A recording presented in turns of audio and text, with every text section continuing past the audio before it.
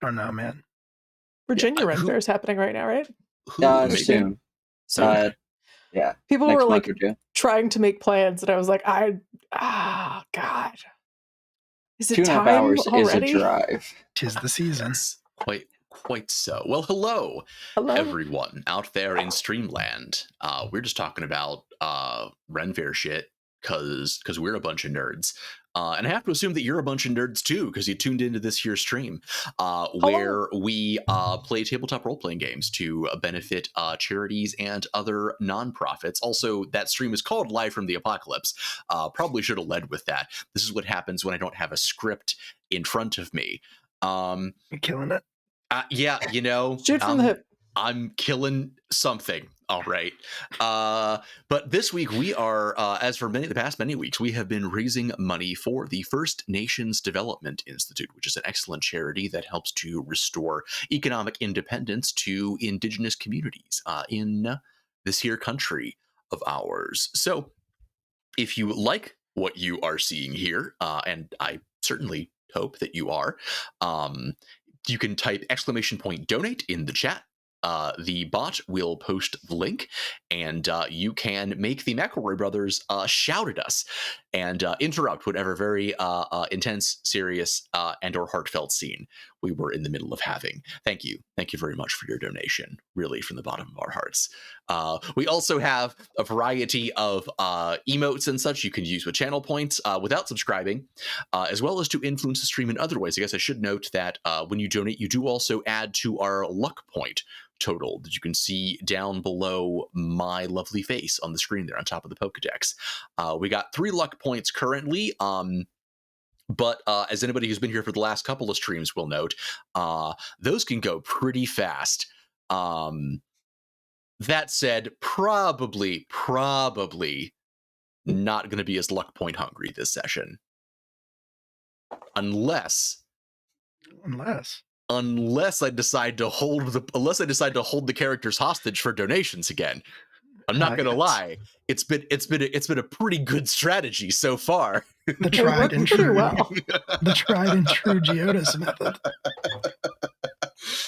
But with that out of the way, let's go ahead and get into introductions. Going left to right, as is my wont.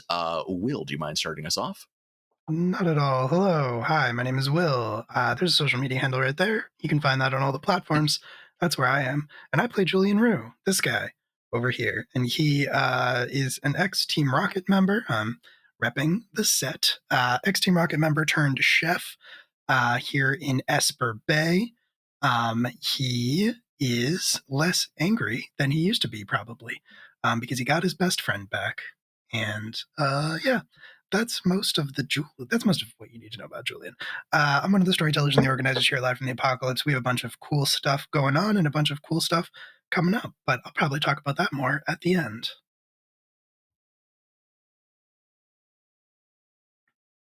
Hi, I'm Heather. You know me here as Estelle East. Estelle is the once wife of the gym leader, but he passed away. So she has been attempting to save his legacy while also, liberating Pokemon and bringing down corporations and taking care of her boys because she's adopted them. That's what's going on now. We're all family. I also play on Live from the Apocalypse on our podcast, Cryptid Community College, which is out, and you should listen to it when you get a chance. Please forgive us our amateur audio a little bit more. We've grown as a channel, grown as people, look at the graphics. God, So we are going to be filming season 2 soonish, or recording, I guess, season 2, but maybe filming. We'll see. Who knows? We'll see. But yeah, that's going to be coming up soon. And other than that, next. That's what I do right now.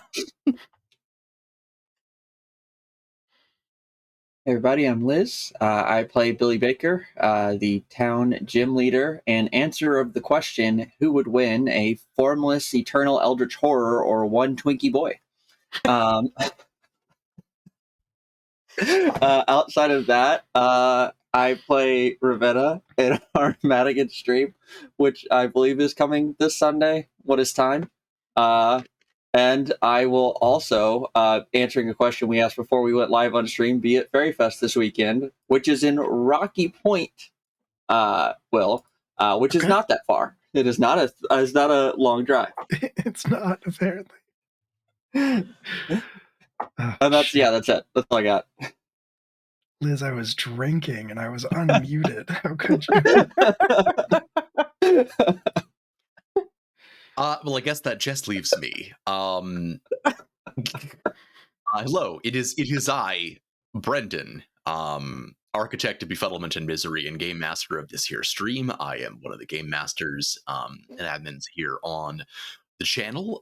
When I am not doing this, I am also a player in our bi-weekly is it bi-weekly? Yeah, bi-weekly masks campaign, playing Alex Sandowski, a good boy. Just recently finished up our Falling Stars side arc with that, where I was playing Oss, who was less of a good boy, though it depended a little bit on whether or not he had bones. I also we just started up our new regular Urban Shadows campaign that is also bi-weekly. That is this Friday, Thy Kingdom Come, where I am playing Sepher, a horrible teenaged amalgamation of body parts brought to life through forbidden alchemy. And, who really can't relate to that in adolescence? Sepher is a Frankenstein himbo, and I think that's all you really need to know in order to love him. Yeah. They are a treasure. And apologies. You're good. No, I think you're on point. Sepher is absolutely I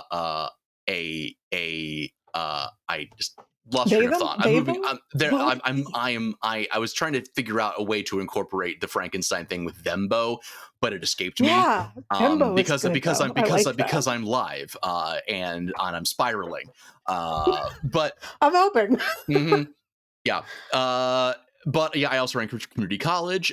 Season 2 of that is going to be coming. The deets are a little bit in flux, just relying on some different spinning plates finally settling the ass down.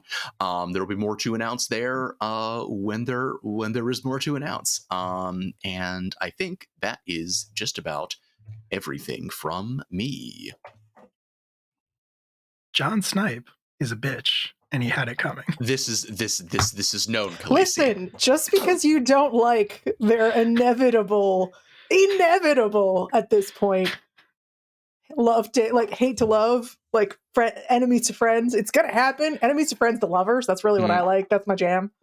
It's gonna happen. I don't know. You don't spit vitriol like that unless you got real strong emotions for somebody. All right. I'm pretty sure he's a bitch. I'm saying Sepher. I'm not saying that's not true. I'm just saying it's going to inevitably lead to him, being a romantic lead. In this case, Sepher spits that kind of vitriol because it's what they have instead of blood.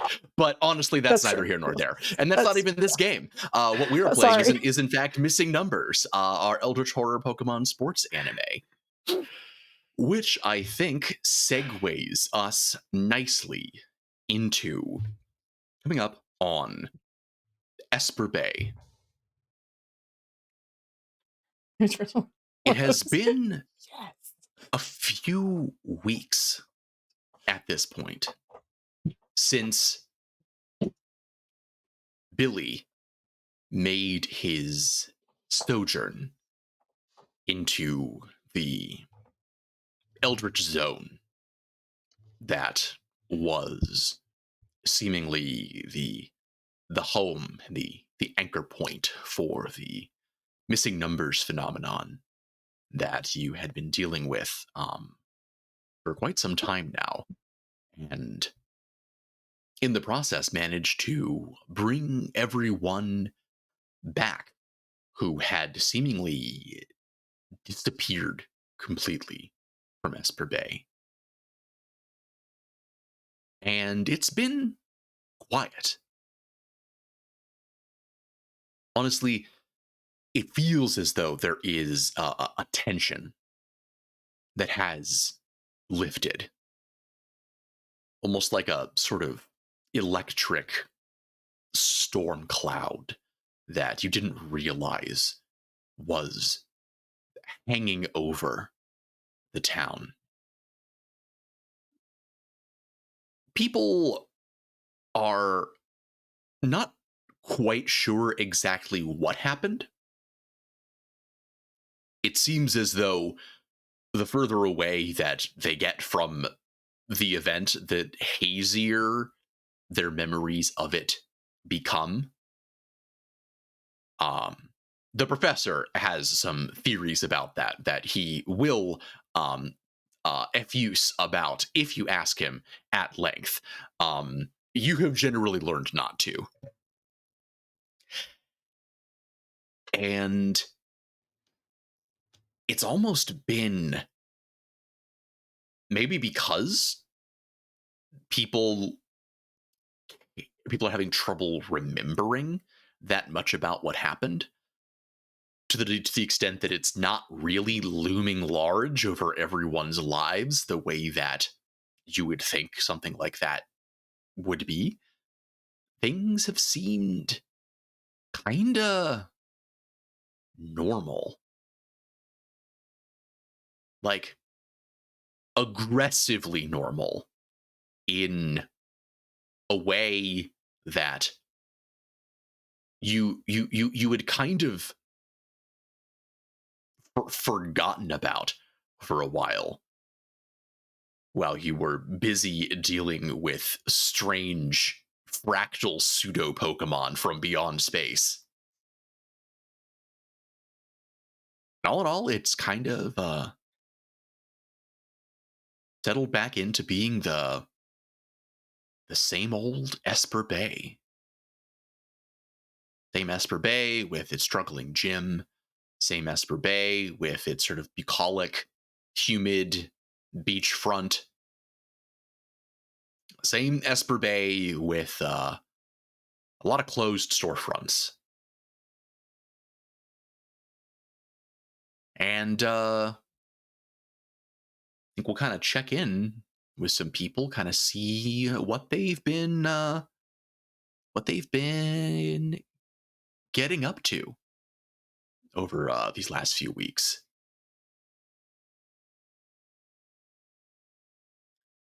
Starting off with Billy. Billy, you had a very, very eventful series of happenings prior to a few weeks ago. What have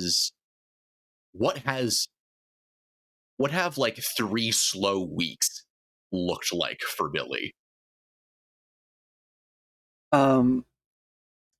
I think for Billy, actually, it's been he's been a little off. I think I don't know how much the others will have noticed it, but I think he's been like not absent entirely. Like, he's showed up to the gym, he's done his stuff, but he's been like in the downtime kind of not around. And like, if someone was to go looking for him, he's to be found pretty far out in the pasture or like wandering up in the mountains kind of nearby, just like spending some time in nature with his Pokemon. But I think he's been kind of a little introspective, because like, not only did they go through all of that, which was like being pulled into these grand events and then the kind of culmination of that, but in the middle of that, he was reminded of and then re-lost like his first love.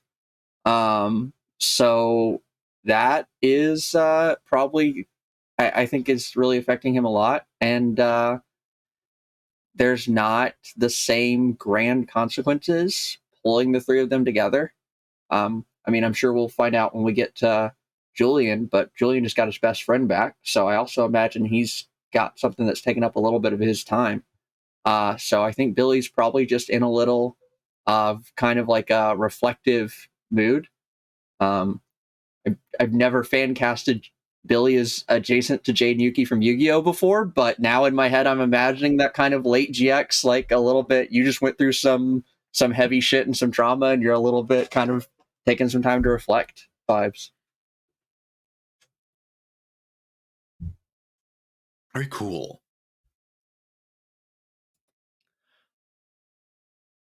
And I think that it is during one of these periods. Sorry. Yeah. No, didn't Billy get a significant other out of the Pokemon thing? Did I completely make that up? Okay, cool. We re-met him, but he was being used by the thing, so he was like one of the people directly eaten by it. Mhm. Like he wasn't the same as your best friend, didn't come back the same way. He was like a face used by this thing, enough to give Billy the memories back, seemingly, but not enough to actually come back afterwards. Like fully absorbed. My internal storytelling was that the only thing that remained that it couldn't absorb was the memories of you guys, your love. So I was just like, it's cool. I'm gonna dissociate so I don't start crying on stream. It's fine. That's heavy. So yeah, I think Billy's a little bit moody. Did Billy tell any of us about that? Because we don't remember, right? Yeah. I think there's definitely was a moment when like everyone was kind of coming back, where like Billy was waiting and looking and waiting and looking, and then kind of no, and then he just went off. So no, I don't think he shared that when he realized that seemingly Jack wasn't coming back. Fucked up, Brendan.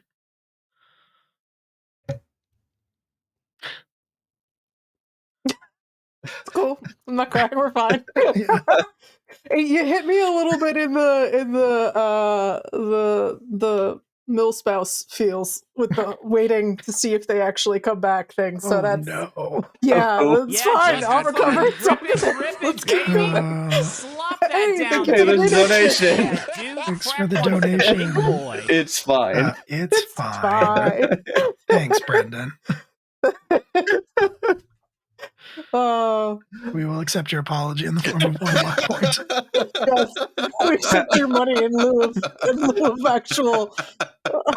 Mechanics question: how many luck points does it cost to resurrect my dead boyfriend? Yeah, that's a good. That's asking the real questions. That's the hostage to hold the chat. You know. How much money do I have right now? Fair enough. I deserve that. I suppose. Also, am I randomly louder now for anybody? No? Okay. My mic was on a weird setting before, and I'm not sure why it was that way, but it's now normal again, but apparently it didn't make a difference. So I was going to do something. I was going to do something before you all decide to pillory me for the things that I did. Well, Billy was talking about or Liz was talking about how Billy is alone now, and I was like, wait, no, I remember a significant other, but I apparently missed that they got stuck behind. Mm-hmm. Yup. Well. If it isn't the consequences of my own actions. Oh, here come the consequence.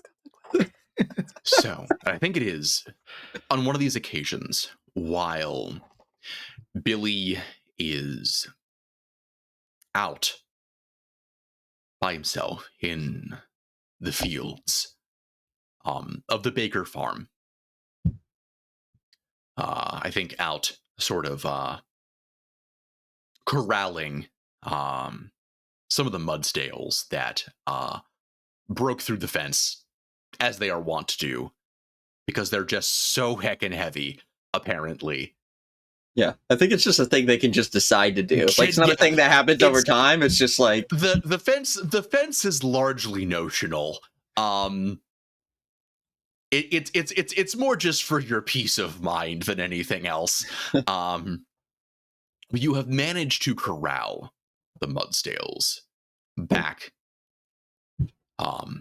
into their main grazing field, and you're sort of surveying the damage to the fence and thinking about what what things you'll need to get from the shed to fix it, and then just kind of pausing, kind of out in the back 40, kind of out by some of these old, dilapidated modular structures. And you hear double?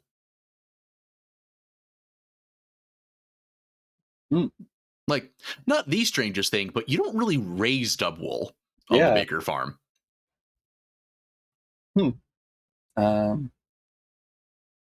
That's a new one. Let's take a look. Ling Ling, can you see where that's coming from up there? There shouldn't be one of those on the farm.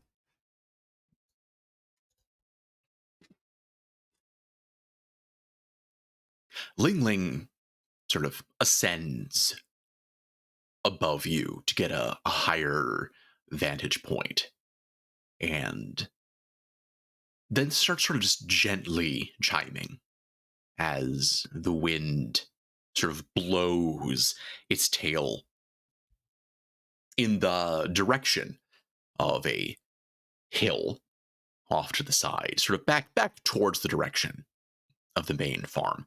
And you hear sort of the baying of the dubwool again as it just sort of trots up over the grassy hill and starts sort of just making a beeline for you.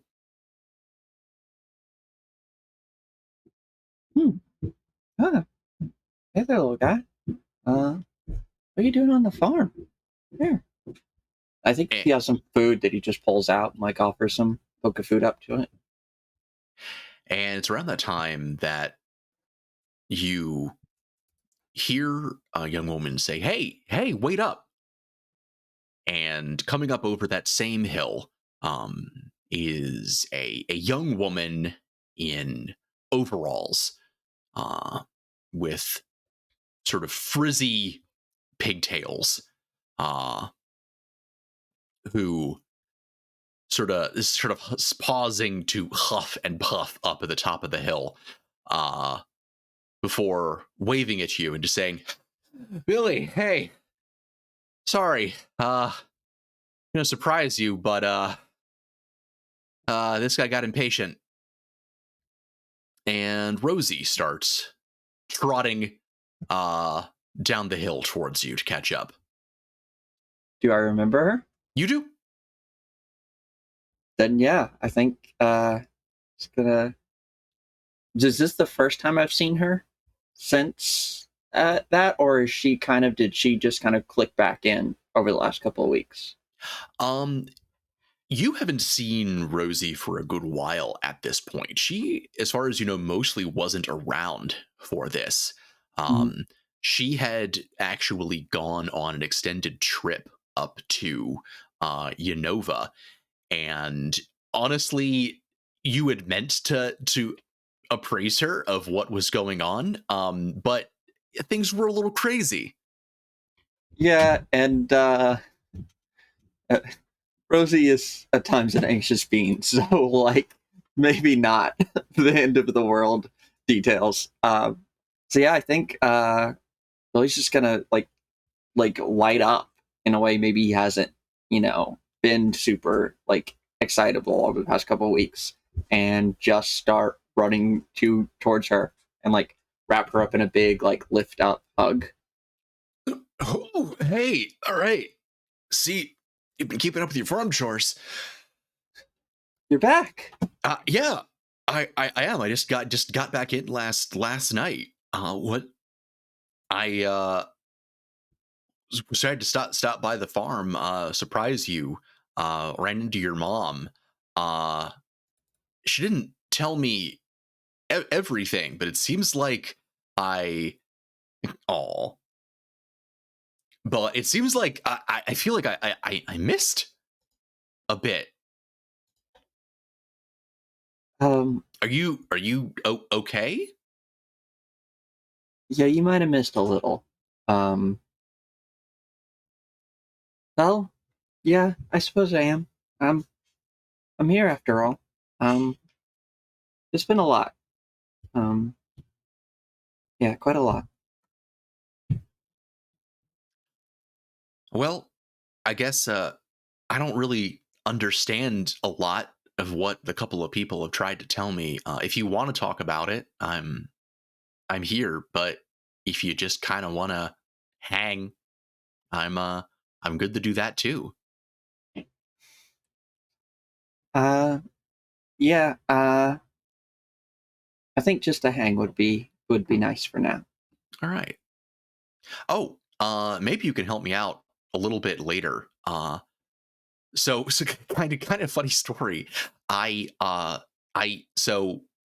went up to Unova, and I don't really like the city that much. Mm-hmm. It was kind of a new experience for me while I was up there, but while I was there, I might have done something a little crazy. What type of crazy? You're not. Don't laugh. Don't laugh. You're not going to believe this. I decided when I was up there, I was going to challenge one of the gyms. Oh yeah. I mean, you were never much of a battler before, but I mean, neither were really any of us. Times change. How'd you do? I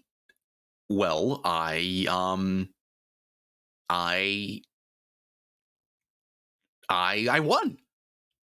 And she actually sort of fishes into one of the pockets of her overalls and produces a Unova gym badge. Oh wow! Like, see, this is mine. I got this.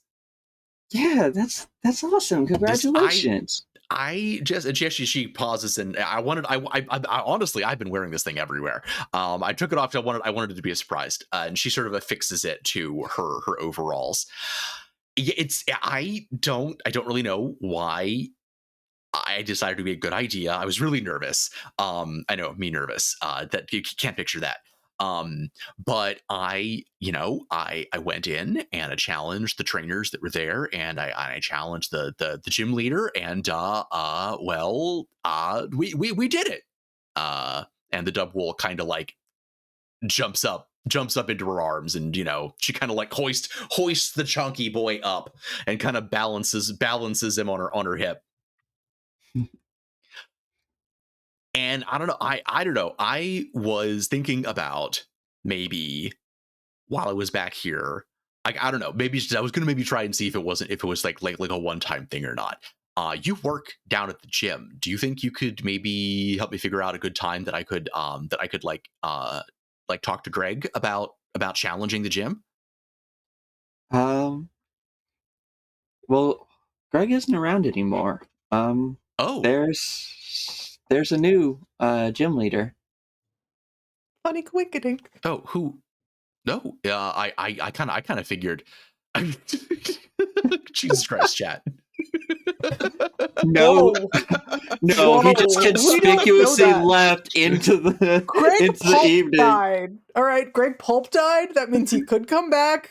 There He could never be a died. meal- No, he did not die. At no He point did pulped Greg. out. At no point did Greg die. It was just Greg- heavily implied that he passed away quietly He somewhere. very explicitly got into a van and drove away. Greg was having visible health problems and Greg, left and left to go deal with them. yeah, there was an Yeah, exacerbation caused. the human puppy dog who showed signs of illness conspicuously picked up and left, and we aren't supposed to assume anything from that, Brendan.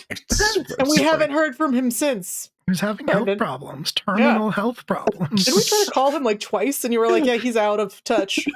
Like, That's true. That's true. I did say that, but being completely fair, you could barely get a hold of Greg when he was around. yeah, that's very true. There's not really great cell reception in all the places the van goes. Well, and also Greg was Greg. Yeah. Okay. So you know what? Schrodinger's Greg. Schrodinger's Greg right now. I'm not even gonna put that out of the universe. I have access to my GM notes here. I know the world. Greg is canonically alive, guys. You're the boss. I'm just gonna put that to bed right now. Greg is not Canonically dead. not dead. If you say so. I didn't kill Greg. That's almost as good as a unless did one of you kill Greg? Well, that's what you'd say if you had killed You Greg. have to wait and hear the other time skips before you ask that question, Brendan. I can't remember if you let me like blow up Silphco, so I can't answer that question. Yeah, that's what we're about to do. Because my sus is that Greg's like somewhere actually like frozen in a fridge in Silphco, and we're gonna find him in our next break. This isn't Academy H. Wrong show.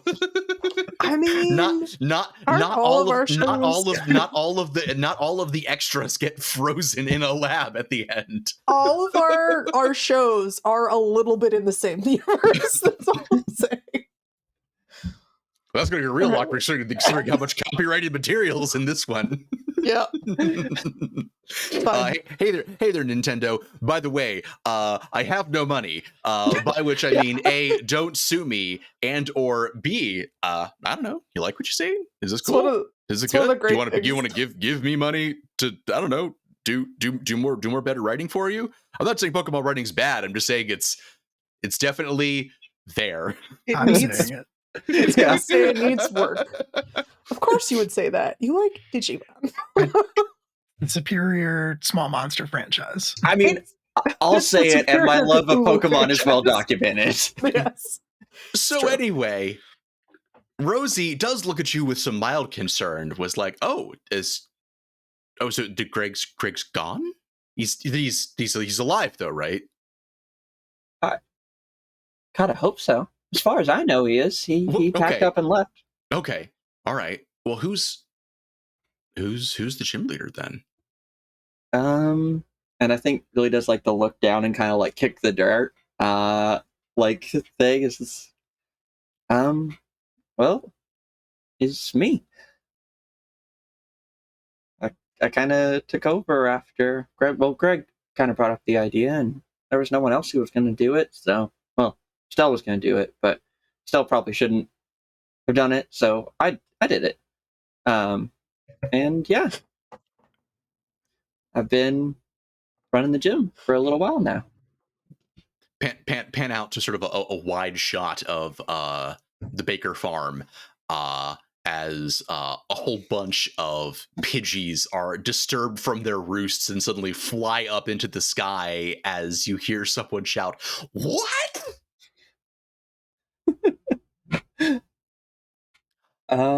It's picking up with on the other side of Esper Bay, zooming in on the Rococo Cafe. In the kitchen, where Julian is hard at work. How have things been, Julian? I will say things have been at least a little bit. Things have been fairly chill at work for the most part. People are still like business has been not dead, but definitely slow. And honestly, the pig night has really chilled out. Oh, okay.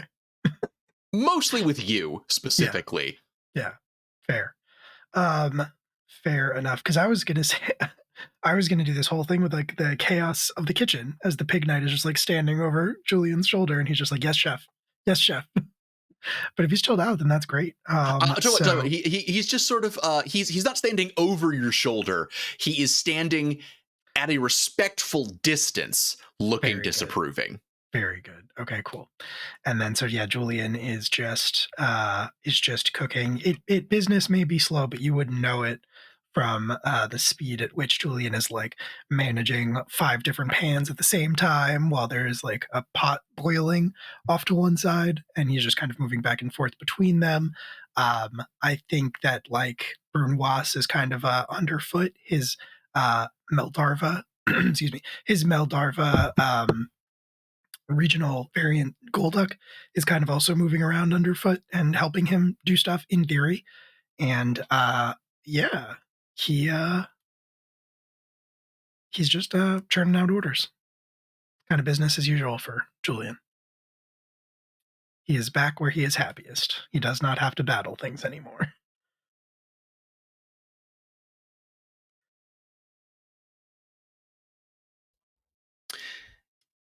And it is as you are finishing up your shift.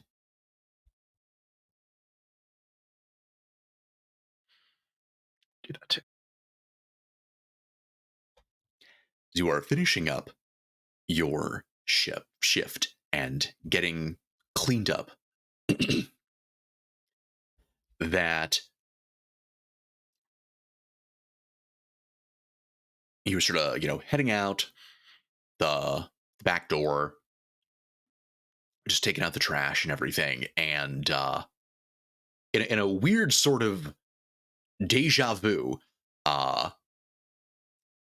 as you're sort of taking out the trash and chucking it in the bin, there is someone standing out back, leaned up against the wall, waiting for you. It is Charlie. Julian puts a hand up against the wall and it's like, Arceus, why are you in the alley? I'm waiting to see you, man. Just there's a whole cafe. It's fine. I'll say it is a little bit awkward just because it has been about 3 or 4 weeks at this point, and little bits and pieces of memories of Charlie have come back to you. Like if he stops over at your place, you sort of unconsciously know what mug and what tea he likes, but all of the specifics, all the actual events, conversations, those stubbornly refuse to come back.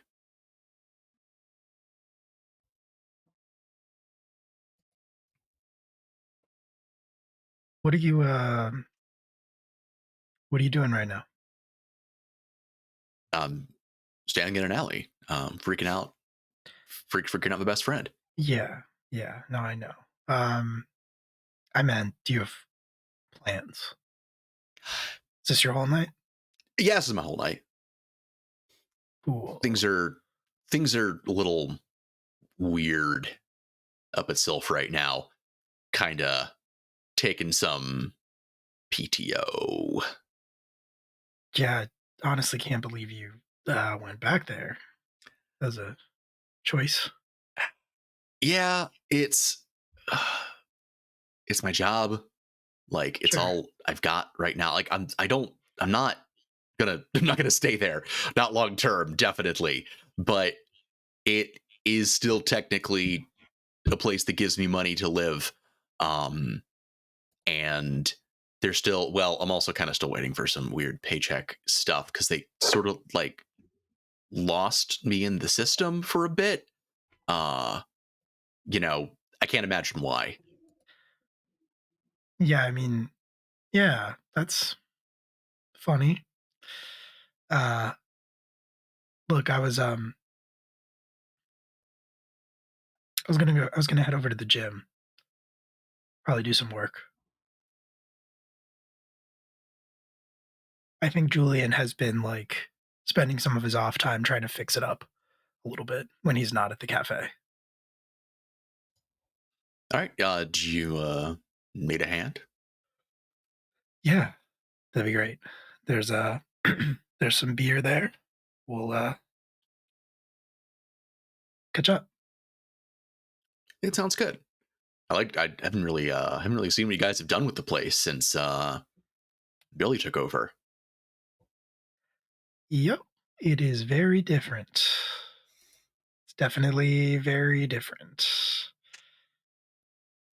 At this point, smash cut to you guys at the gym, which you had fixed up, but it did also have a Silphco operative sort of explode in with their Porygon Z at one point, and hadn't really had a chance to get that all fixed up when there was that whole thing with the weird glitch trainer attacking and a lot of stuff there. So Charlie is sort of just like looking at the current state of the gym, and he's like, yeah, no, it's very this is very different. This is definitely very, I love it. I love what you have done with it. Yeah, it's I'm enthralled. yeah, it's really something. Look, if you want to grab that hammer. And Julian will make his way. Julian will make his way into like the small sort of kitchen nook and open the fridge, and there's like a generic 6-pack of beer in there with like Post-its stuck onto it that say like Billy, do not touch. I appreciate that Julian thinks that Billy even would. Just to be safe. Right? Just to be safe. And yeah, he and Charlie will, I guess, get to work, and he'll, they're not working particularly hard, but I imagine it's mostly Charlie talking and Julian listening. Mm-hmm. And he'll just kind of listen to the stories and see if anything comes back, mostly. But I think part of his goal in fixing up the gym is like kind of a surprise for Billy that he's been working on.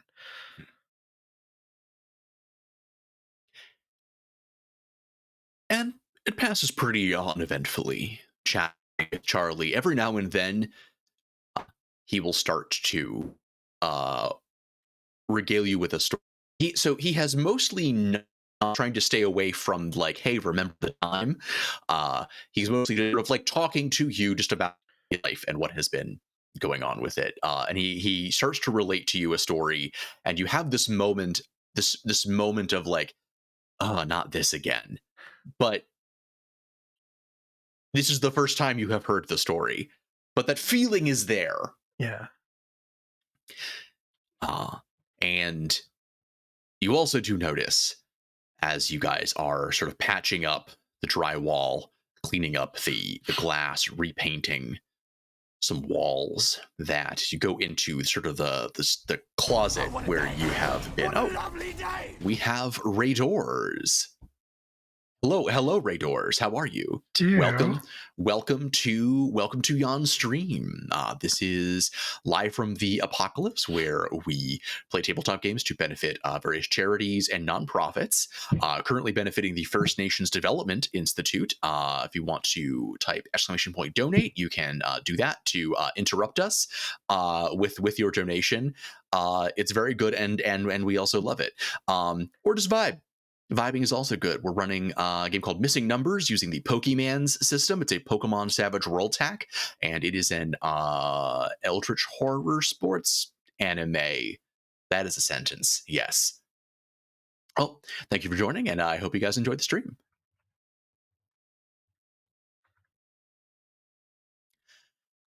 You notice as you go back to the closet where you have been storing the materials that you do just for the upkeep of the gym,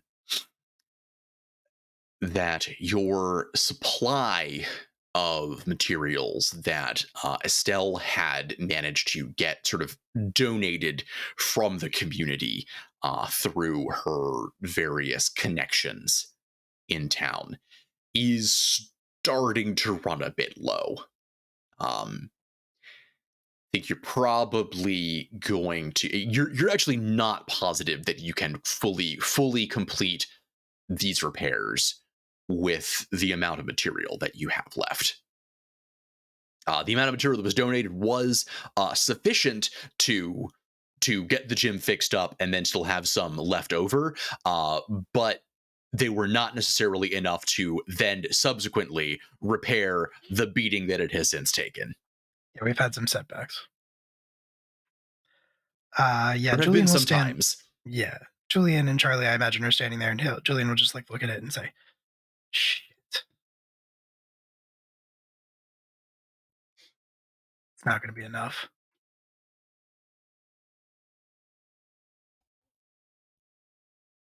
What's that? It's not going to be enough. There's not enough stuff left. Had to patch up the wall one too many times, I think.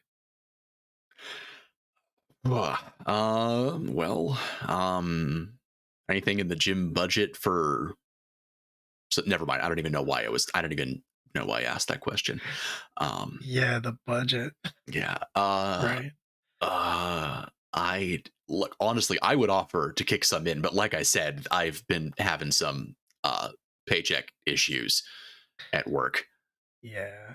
I think any budget the gym had, went to cover Craig's medical bills before he passed. Wait, did Greg die? Oh, yeah, you didn't know. I'm so sorry you're finding out like this.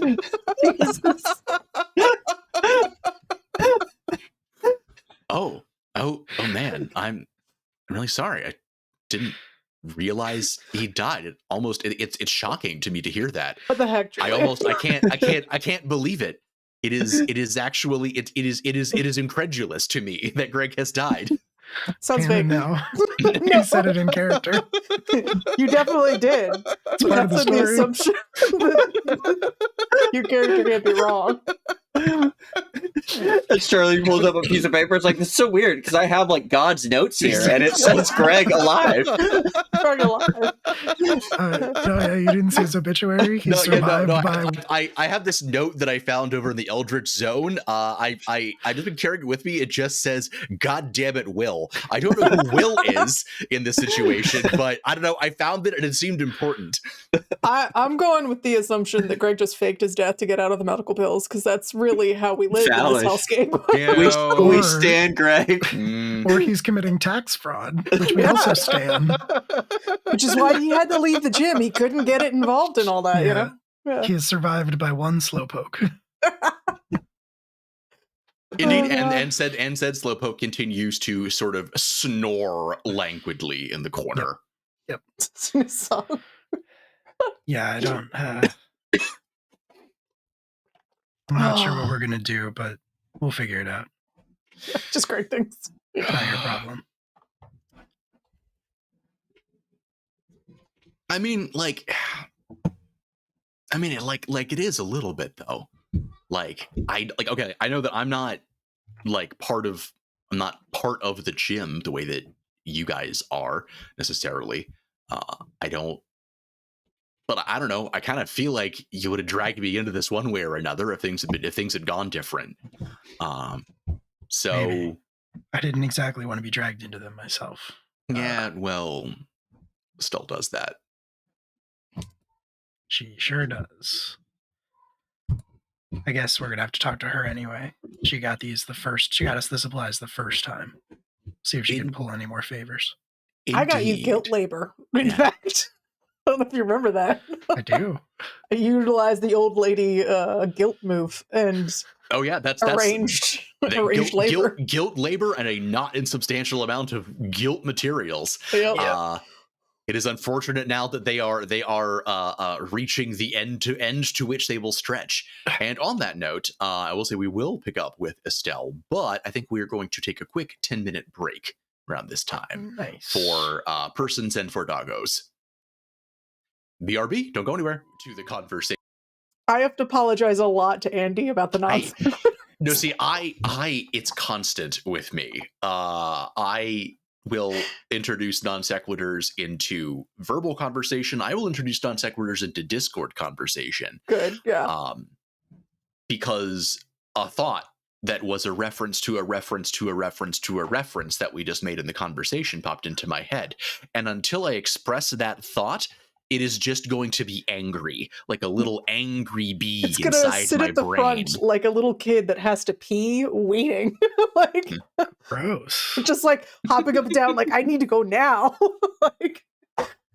That's yeah, no. Andy's fun now is anytime I do the non sequiturs, he's like, okay, so trace it back for me. Yeah. Do the reverse wiki golf of how we got here. Yeah. And I was like, so that made me think of this. And he's like, okay, I can understand this now. Yeah. So Estelle is currently hosting a meeting. Oh, am I? Yes, you're hosting a meeting at. It's funny. I was going to say, where has Estelle been staying? Good question, actually. Oh, my house is destroyed. Because your house got very blowed up. I assume she has been staying with one of her many NPC sisters. Yes. So, or cousins or relatives. So, okay. Okay, so in that case, we will say that she has been staying up in Clifftown with the sister whose name I do have in my notes here. It is actually written down. It exists. Where it's an E-name. I know that. I know it's an E-name, but that doesn't. That actually helps. That helps much less than you might think. I think it was Edith. There is an Edith or something. It's Edith. Yes, it is in fact Edith. Yeah. Yes. I think Edith is my boss. No, your boss is Emerson. You're right. Yes, although Emerson is at the meeting. Yeah, there's Emerson, Edith, and then Billy's trained by. Oh, and then that is, I believe, Effie. Effie, yeah. Yeah. So. I should know that. Well, her name is Elizabeth. Yeah. You guys all call her Effie. Billy is under no circumstances allowed to call her Effie. Or else Franz will know. And Franz will pay you a visit in the night. Like a sleep paralysis demon. What is a hypno if not a sleep paralysis demon? Exactly my point. So, but yes, you have kind of brought together a meeting up at Edith's house up in Clifftown. It is pretty cramped. It is sort of a meeting of the unofficial "Let's Take Down Silphco" committee. So who all would you have invited to such a potluck? To such a little anarchist potluck. Oh gosh. Probably the professor for sure. I feel like Julian and Billy are invited, but they kind of were like, just update us later. Let's see.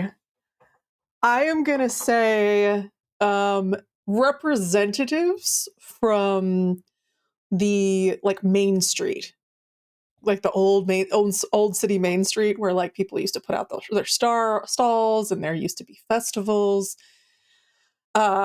People from those that own shops there and things like that have come. And then I think we mentioned at some point a political rival for the person who has sort of assisted Silphco in skirting or changing regulations to enable them to do a lot of the things they've done. The island's, let's say, mayor, governor, mayor sounds right. We'll say mayor. Yeah. So their political rival is there. I'll leave it to you who you want that. Write down the anti-mayor. Mm-hmm. The anti-mayor. We're gonna say that they're pretty young, and they're like the new blood, trying to come in and fix junk. Who else would profit from getting rid of a giant corporation? Do we have any conservationists on the island right now, or people who've come here to study things? Or I mean, you could certainly find people who are interested in preserving the island's natural habitat. There's that, and I think I would just sort of put the word out to a plethora of people who will do this, above board, and then people who are willing to light things on fire, so that we can get a range of solutions.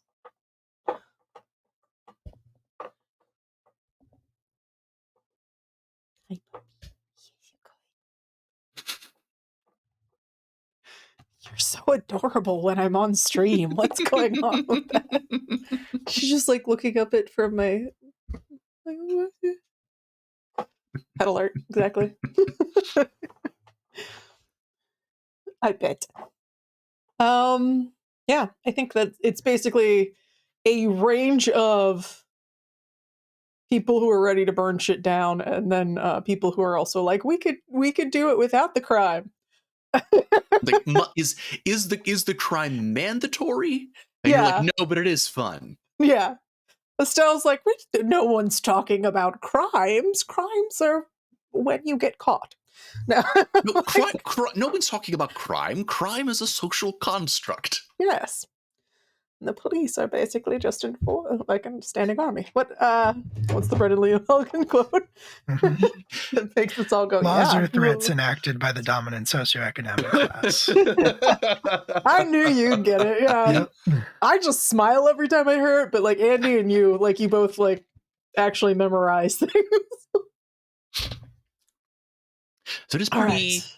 It is pretty crowded in Edith's sort of small cottage, and a lot of people are sort of trying to. There's a lot of conversation, but currently not a lot in the way of like plans.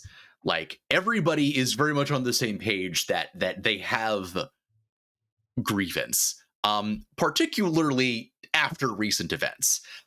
Those in specific are not like featuring prominently in the discussion, like as like the reason, but particularly given, as I mentioned, the way that people's memories and interactions with the event seem to have gotten kind of hazy, Mhm. even only this far removed.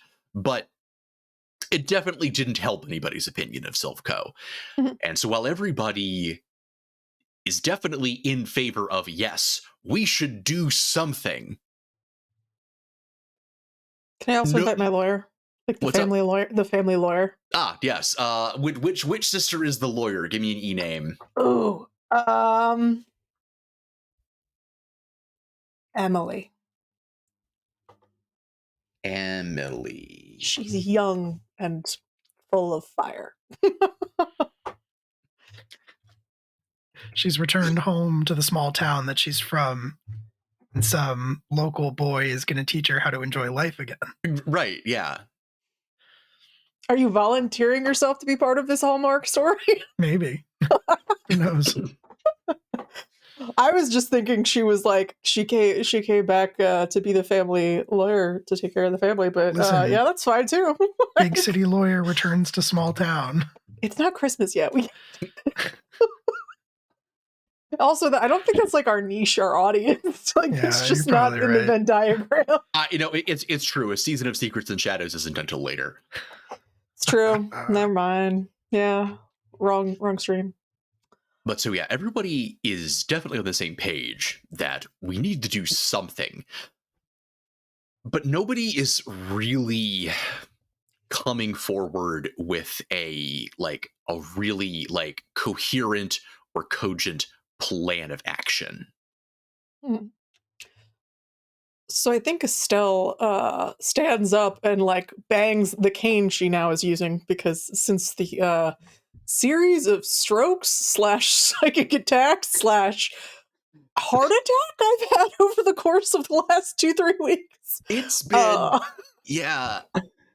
You were unconscious for much longer than anybody should be, especially a woman of your age. Yeah, there really should be like a series of tests going on. I should not be running a meeting right now. It is true. Honestly, Estelle probably should actually just be in the hospital right now. Though, as you might imagine, Estelle does not have the rosiest feelings about the local hospital right now. You know, there's some trauma, and I'm not going there willingly. Like, there's good. Like, Mr. Mime is gonna have to carry me kicking and screaming at some point. Which, we'll get there, but it's probably after the next stroke. So she stands up and like sort of bangs her cane to get everybody's attention, and she says, "All right, here's what we're going to do." She's like, "Emily," she says, "You're going to take," and she like starts naming off all of the little shop owners and says, "And you all are going to organize a protest and your complaints that we're going to send to the mayor. All right? That's everything from the pollution, the destruction of our natural resources, the effect on the locals and the economy, the damage to our traditional economy here, and the exports that we make here. Because while Silphco has been making a lot of money on importing things here, I don't think any of us have been seeing a lot of that come back in. And then she points to the next group and she says, you are going to tell it, it's the political rival who wants to get involved. It's like, you're going to start organizing some protests in relation to, and she just like basically splits everybody up and starts getting them working on things because Estelle's tired.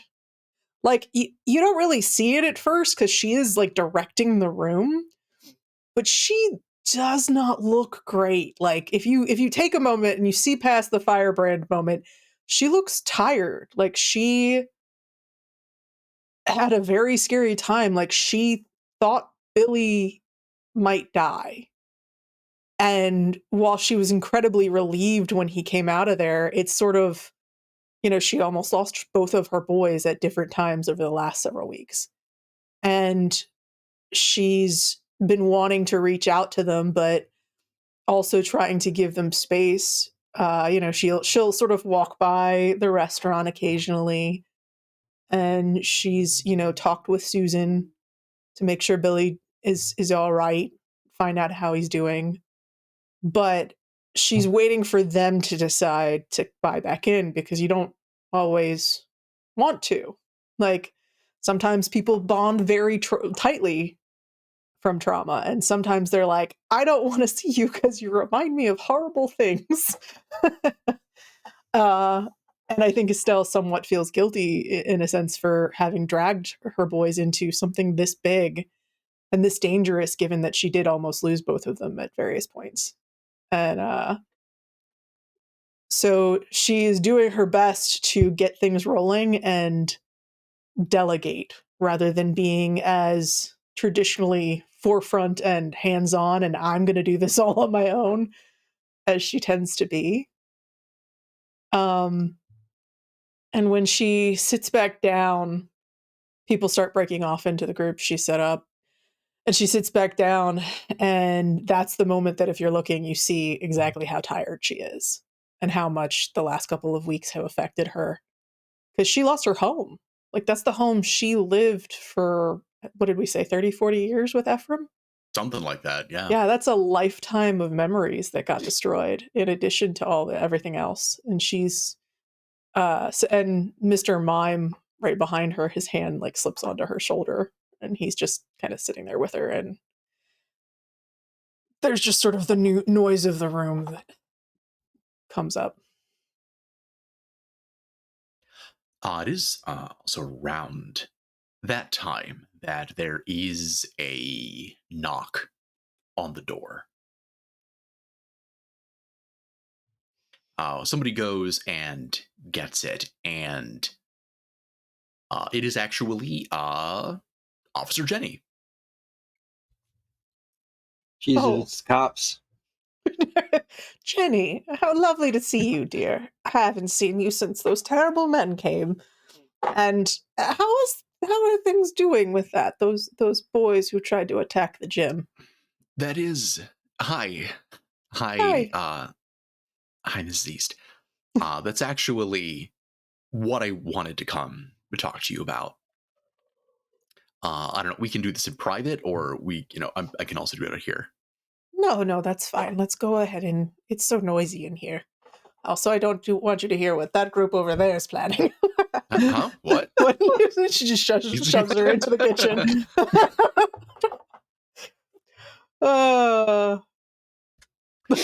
So she's shuffling off into the kitchen, and Jenny sort of says, "All right, well, so I have good news for you, but I also have some bad news." So at this point, the three people whom we arrested for attacking you. There'd be Jim Maroney, Randy Ainsborough, and then Frank Luckner. Good news is that the league is going to be going ahead with pressing charges. At least Jim Maroney and Randy Ainsborough, they are going to go to trial. Frank Luckner, I'm not as sure about, just because apparently, as I understand it, he might get extradited to Paldea. They want him real bad, apparently. And so that's kind of going up above my head, and I don't necessarily know what's going to end up happening with that. What did he do?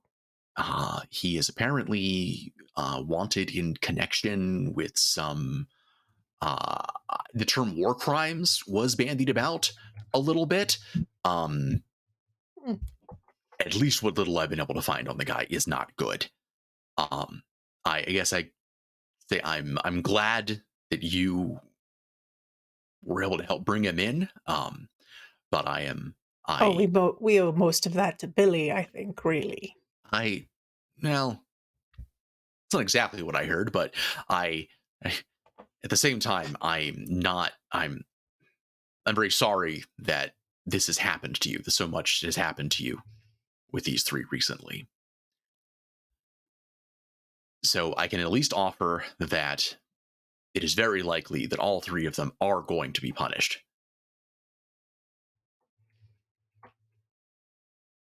Unfortunately, I know... She kind of looks back at sort of the room full of people. I'm not completely blind, Ms. East.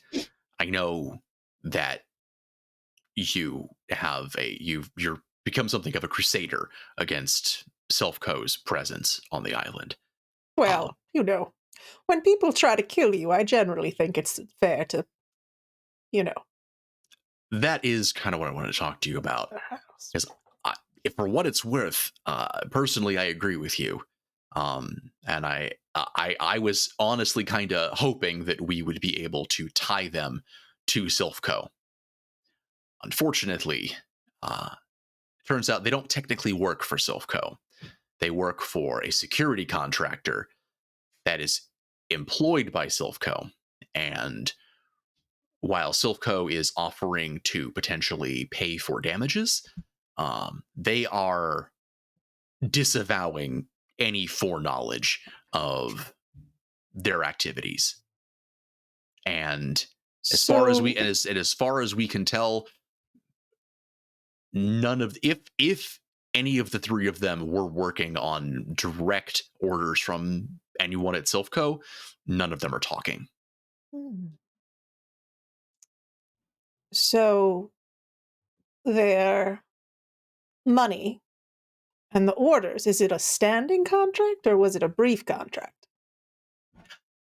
I'm not privy to all the details. Honestly, if you wanted to have, I saw Emily in there. If you wanted to have Emily come down to the station, I'm sure we could probably put together an inquest, maybe get a look at it. But if nothing else, it looks like Self-Co did their due diligence as far as plausible deniability. Well, we'll certainly look into that. Now, you said these gentlemen aren't willing to speak out. I don't know for a fact that they were working on Self-Co's orders. We can certainly suspect, but right now that's still just conjecture in the absence of any corroborating evidence. And Self-Co says that they went rogue, that they were not acting on Self-Co's orders, and right now the three of them aren't disputing that account of events. Now, that could be because they genuinely were going rogue. Or it could be that they have a powerful incentive to not.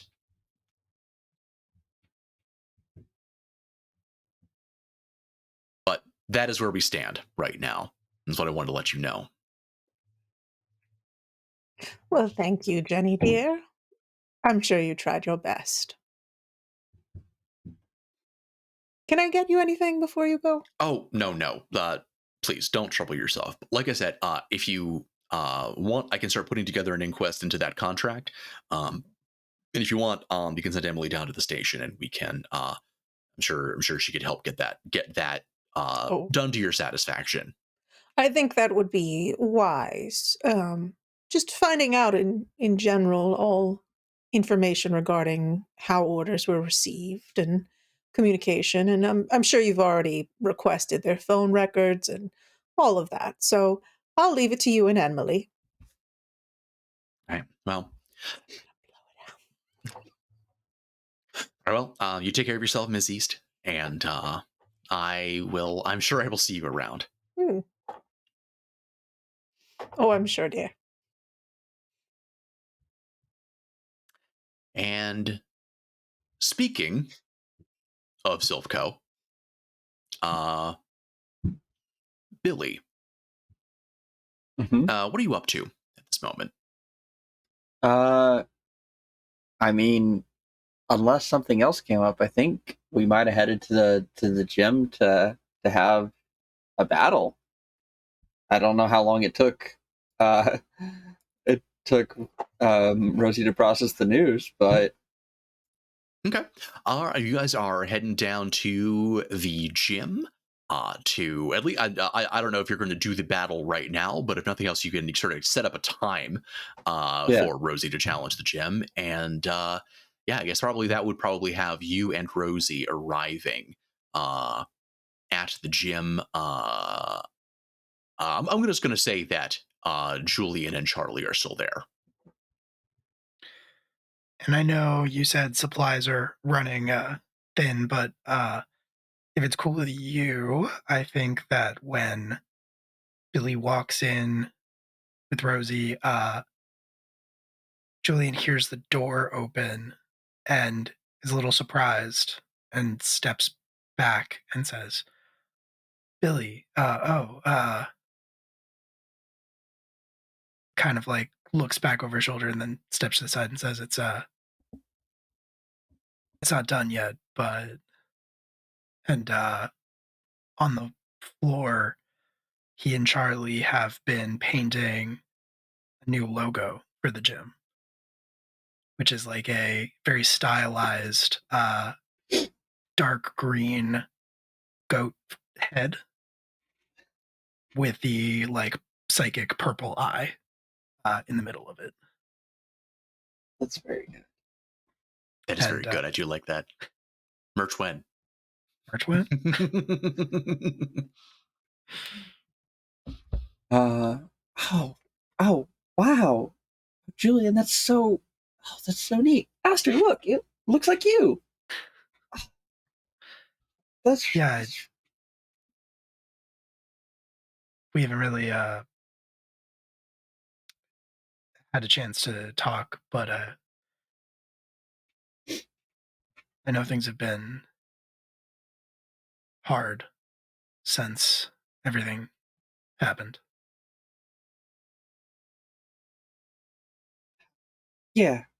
But this is really nice. Thank you.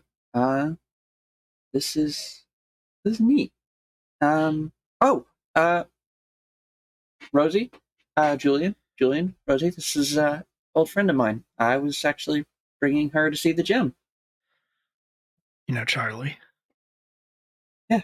Hey, Charlie. Hey, Billy. Much better on this side of the reality, huh? Yeah, just a little bit. It is at that point, sorry, that while you're sort of having this conversation, both Charlie and Rosie sort of grokked that you guys are kind of having a moment, and so they have sort of politely started making conversation between themselves, so that you not explicitly giving you guys privacy, but giving you guys sort of a little curtain if you need it. Is there small talk? Like, so which part of the digital hell were you trapped in? Yeah.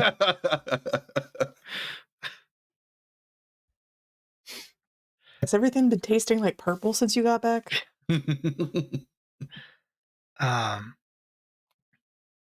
Yeah. I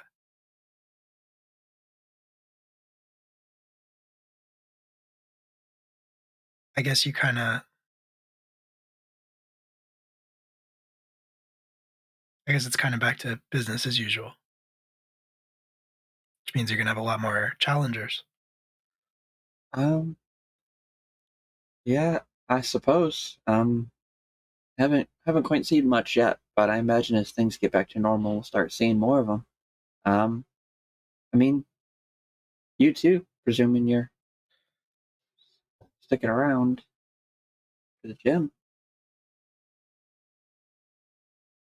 He looks a little uncomfortable. Says, "Yeah, I'm not going anywhere. But Billy, the only reason I said I'd do this in the first place, be part of the gym, was until you got your feet under you, until you knew what you were doing. And I meant it when I said that you passed me a while back. So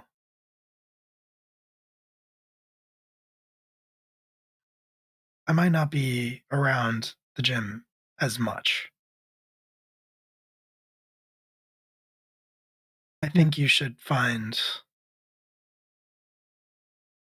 the people who want to do this. That's what the gym's for, right? Yeah, I suppose you're right. I guess things have to change. Um, Makes Billy and sense I after built all. you an entire kitchen. Just gonna abandon us? Hey, I'm not Like- there. I know. He's gonna say hey because he can see that Billy's kind of like struggling with it. He said, "I'm not gonna stop. Okay, I'll still be around." And he kind of like puts a hand up against one of the beams uh, in the gym and says, "I, better or worse, I kind of love this place."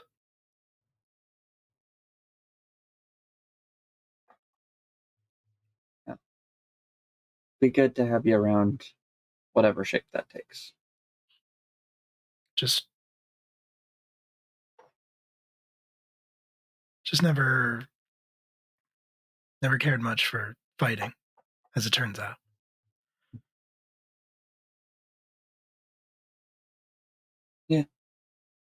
I think we've all done enough battling for a lifetime. Some of us more than others.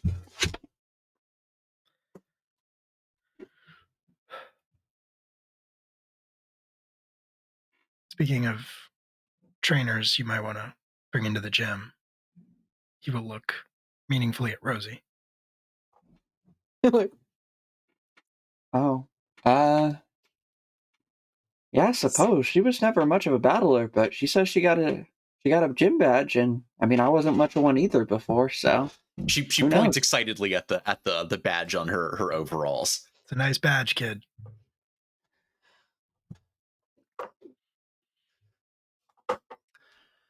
There is a chime of somebody walking in the front door.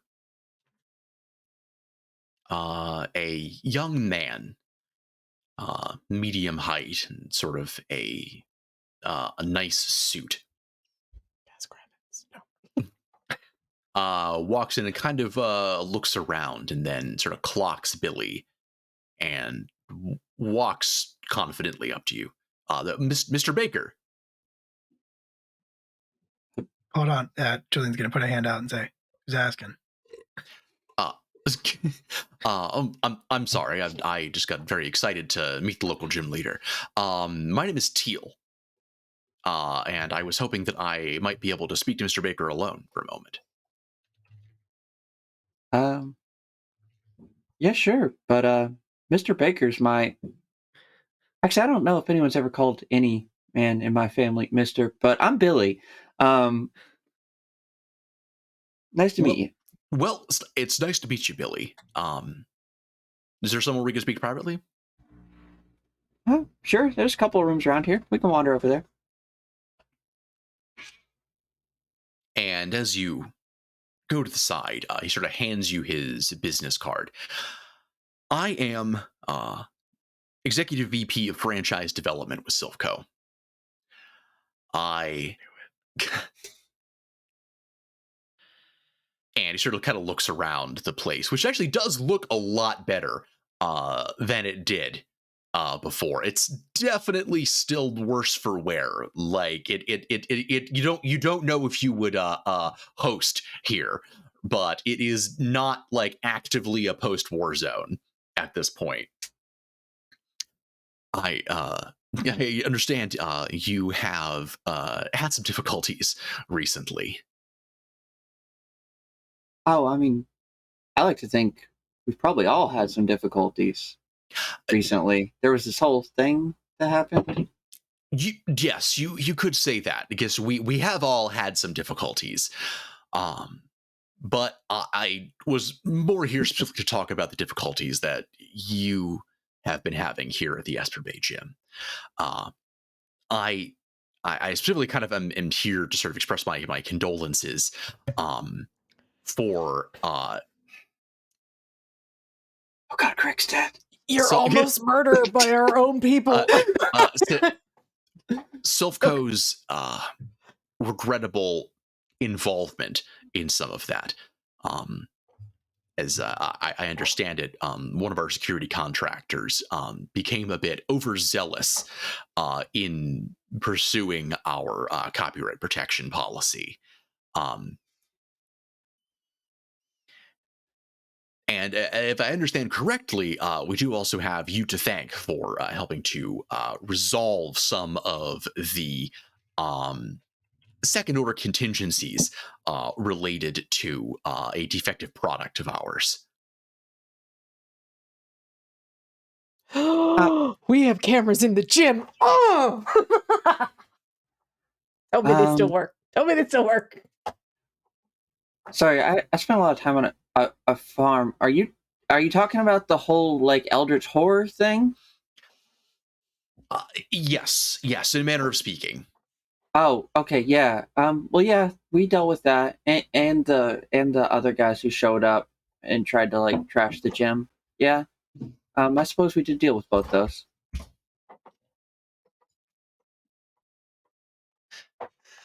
Yes, and that is part of the reason why I'm here. Frankly,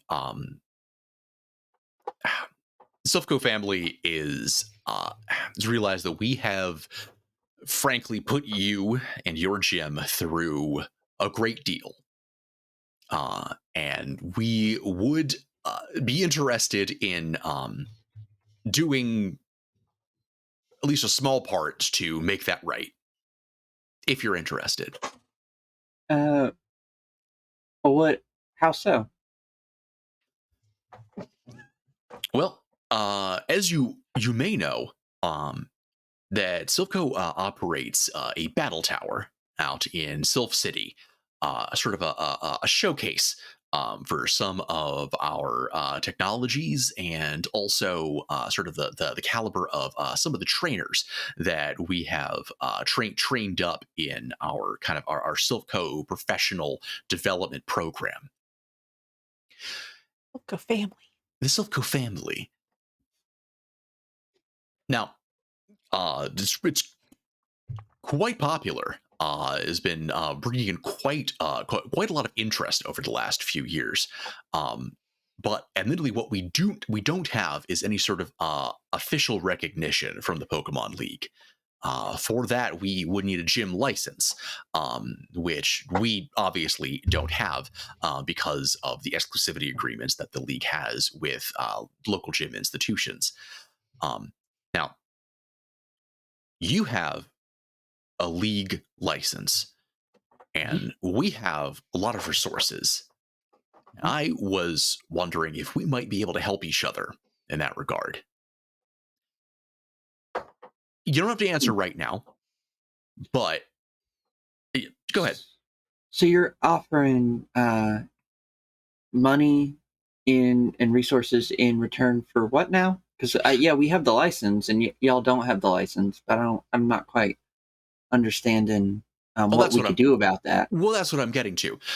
You don't have to answer right now, but I was wondering if you would consider entering into negotiations for the Esper Bay Gym to integrate with the Silphco Battle Tower. To essentially become the first of what we're hoping will end up being a lot of a wide range of Silphco family franchisees. Oh, no. But don't answer. Don't answer right now. Don't answer right now. Don't answer right now. You don't have to answer right now. I'm not asking for an answer right now. I'm just saying. Just hear me out. I think we can help each other. By becoming a franchisee of the Silphco Battle Tower network, this would help us in being able to claim the gym license under the Silphco umbrella. And I think it could be very beneficial to you, both in terms of the amount of extra business that you guys could draw in from being able to advertise your affiliation with the Silphco Battle Tower network, as well as the numerous financial benefits that come with being a part of the Silphco family. Benefits which I think could go a long way towards addressing some of your gym's troubles. Oh, okay. The troubles that you caused. I mean, that knows kind of Battle makes Tower sense. content sucks. Tell this man to kick rocks.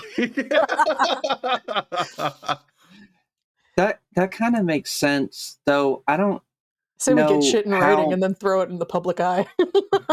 how much we would gain from like the association with y'all. I mean, I don't know if you know this, but a lot of people in the area are not super happy with y'all right now.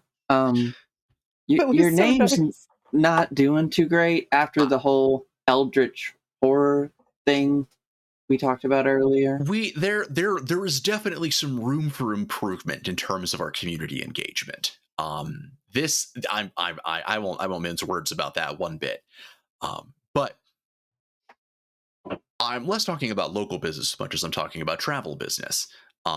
Just out of curiosity, how many gym challengers do you usually get on a weekly basis? I mean, to be honest, it kind of depends on how mad y'all are at us at a given time. On a slow week where it's just people trying to actually win badges, it's like one maybe. But I mean, geez, a good percentage of our challengers have been people from your battle tower, your security company. There was the weird kid with the, again, going back to the Eldritch Horror thing, who I think was still kind of related to y'all. So, I mean, in a way, you are already kind of contributing challengers to our gym. Get him. Get him, Billy. Oh god, killing him with kindness is thoroughly amusing. Well,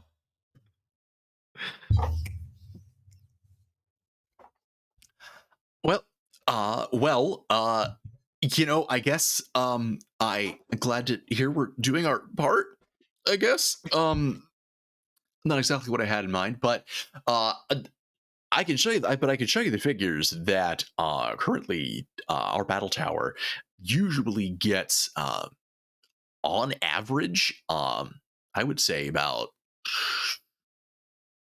20 trainers a week. Honestly, on a let's look a pretty conservative estimate, I would say about 20 trainers a week. Huh. That's a lot of battling. Like, that's a lot. I mean, I like my battles, I suppose, but that's a lot. It's 20 a week. Huh. I mean, but think of it from the perspective of the fees that are generally charged for a challenge of that nature. Oh yeah, the whole like money thing. Estelle usually handles a lot of that. they allow I to just gotta charge show up in fees if they're battle. not in the league. And sometimes I Yeah. forget to ask. I mean, actually, you usually. I mean, you usually win. You usually do win money when you win a Pokemon battle. There has always been a loosely gambling component to Pokemon battles. I thought that was with like if you were like a league member versus a league member, not just like, hey dude, I'm out on the street, because I thought that was what was illegal, partially what was illegal about the whole like underground Poke battles, was that they're not members of the league and they're not going by league rules, and like, so that's unlicensed, it's untaxed. You still get Because money. that's when really you what beat a it's about, trainer is in the whether or not you street, can tax it. Yeah.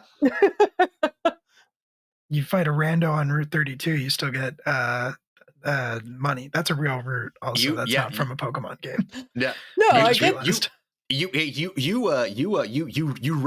wreck those bug catchers in Viridian Forest. You still take the True. pocket change. I do remember fighting a kid coming out of Pallet Town.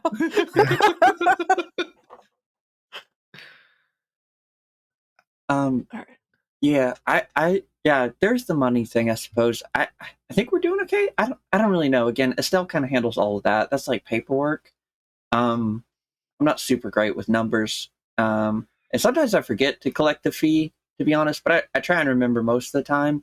I never got it from the guys y'all sent again. Like, I mean, that whole thing is a whole thing, but they didn't really pay their fee. But that's fine. Once again, frankly, that not something you would have to worry about. Again, if you join the Silphco Battle Tower network, honestly, our accountants would take care of all of that aspect for you. Yeah. Can Julian call up the stairs at this moment and say, Billy, do you want me to come throw that man out the second floor window? Estelle were there, she would rip this man's throat out with her teeth. Like, just Oh no, it's fine. He just has he's just like, he's from Silphco, he just has some offer. We're fine. Okay. I'm gonna go slash his tires, but whenever you're done. Well, tell you what, like I said, you don't have to give me a decision now. Just think about it. And tell you what, you have my card, you have my info there. Tell you, look, we'll circle back on this in a little bit. Sound good? Yeah, sure. And you should hurry. He's serious about that.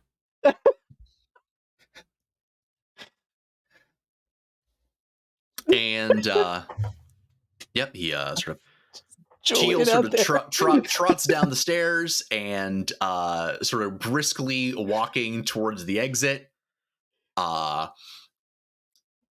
leaves out the front door of the gym and steps into the back of a limousine that was idling out front.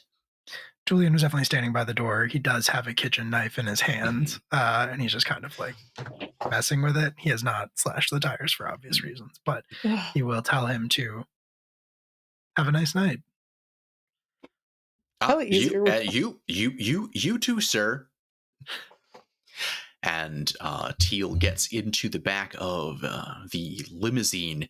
There is a blast of cold air that comes out when he does so, like almost beyond air conditioning. It's almost refrigeration when he does so, that feels all the more noticeable in the thick summer heat. And as he does so, you catch a glimpse of someone else in the back seat waiting for him.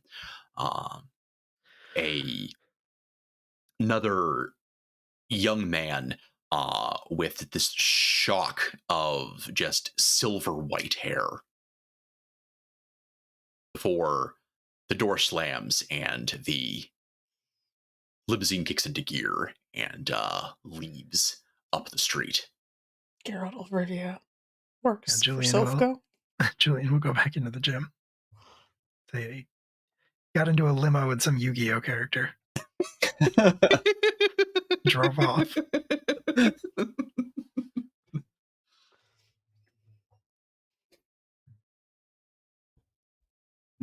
There's our band and Dual City crossover arc, clearly.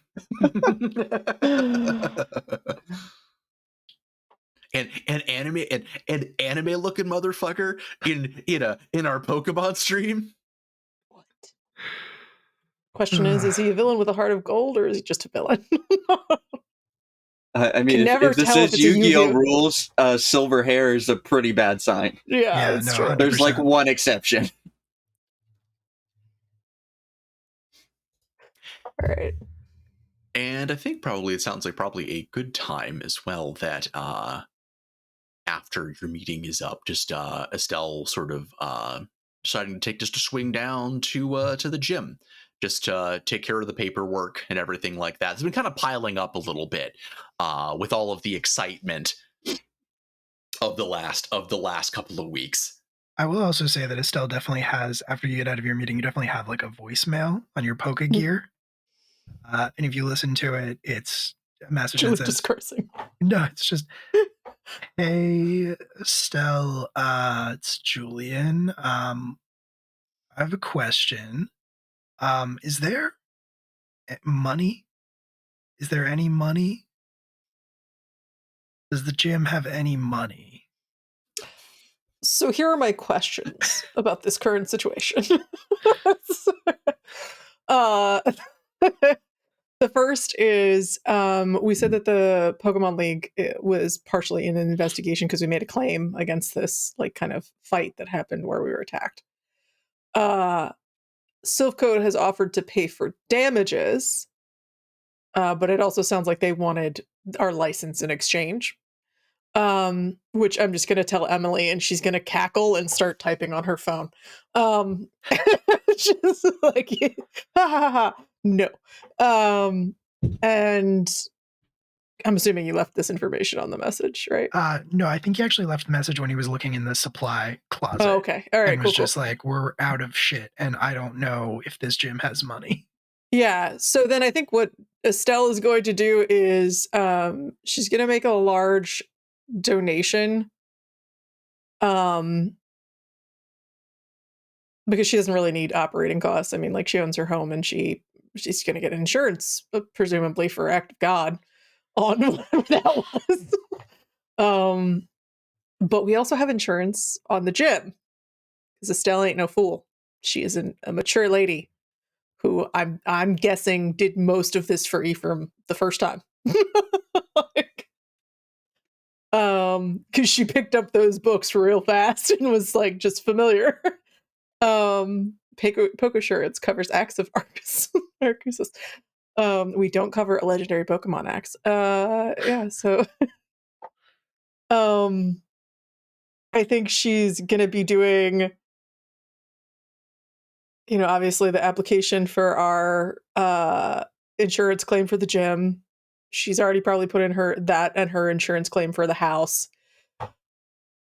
But she's going to be following up on those, and she is going to contact the league back again and find out what's going with their investigation and whether or not a damages they have, because they're responsible. I mean, it's almost like, it's part of what you're supposed to be doing as the league. Like, they're supposed to be helping to protect our interest. I mean, that's what our dues to them and things help cover. So I'm going to put the league lawyers on getting a payout and not giving away our license, because that's bullshit.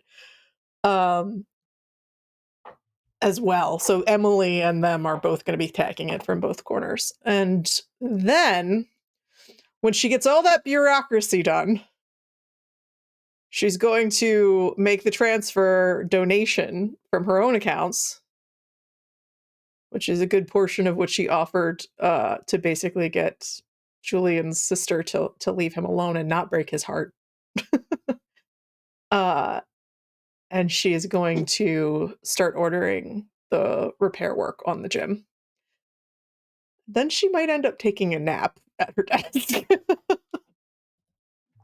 And you guys, if you do find her, it's going to be with like Mr. Mime having put a blanket over her and just standing in the darkened corner, like, let her sleep. Yeah, I think once all that's done, like, it's really just what they say comes back, what our next moves are, because she's going to keep this place afloat, even if it takes, like, never rebuilding her home to do it. and selling off the land. Because I think there is a bit of heartbreak of how do you rebuild that home when it's not going to ever be that home again. She can sleep in the gym. She could sleep at the Yeah. gym. I was thinking a more cot. likely that, there is a fear in little old ladies of just like accidentally choking to death when you live alone. And I feel like her sister's like, I really appreciate you're here. Like, Mhm. so this could absolutely end up as the Golden Girls, but they all look like Estelle. So yeah, I think she's basically just gonna bureaucracy. Can I roll bureaucracy? Is that a stat? Sure. Let's see. I guess heart with I'll give you Sure, it's Tactics. research or uh tactics. let's go. Yeah, I would, take your pick. Actually, honestly, I feel like research actually does kind of feel like it would apply here. Sorry, hold on. But I will give you a bonus for your connected advantage. Connected advantage. Okay, so what does that equate to? Do I roll twice? I'm gonna say go ahead and roll twice, take the higher. Okay. Boop, boop. I'm just gonna roll 2 of them. Hopefully that works out so I can just see both of them. So one is a 7 and one is a 6. So I'm assuming the 7's the higher. Or is that a 1? Oh, the 6 is the higher. So that's 1. So 6 is my high. Okay. That does succeed. You are at least making headway. Even with the influence that you wield, the league bureaucracy moves at its own pace. Yeah. But if nothing else, you have not encountered any roadblocks. Okay. So I think one of the things is like a lot of the things she can do to fight back at this just take time. But when she kind of like gets off the phone from all of that and like, Mr. Mime tries to get her to take a nap and she's like, no, I'm fine. It's fine. She's gonna come out and just sort of like go and she's gonna sort of give the boys a hug because she hasn't seen them in a minute. And explain, yes, we do have funds. We've got it operating funds, and I'll have enough to pay for the initial beginnings of the work, and we'll be reimbursed by our insurance, most likely. The League is investigating recompense from the company involved in the attack, which unfortunately, according to the police, is not Silphco. However, Silphco has indicated that they are willing to give us money.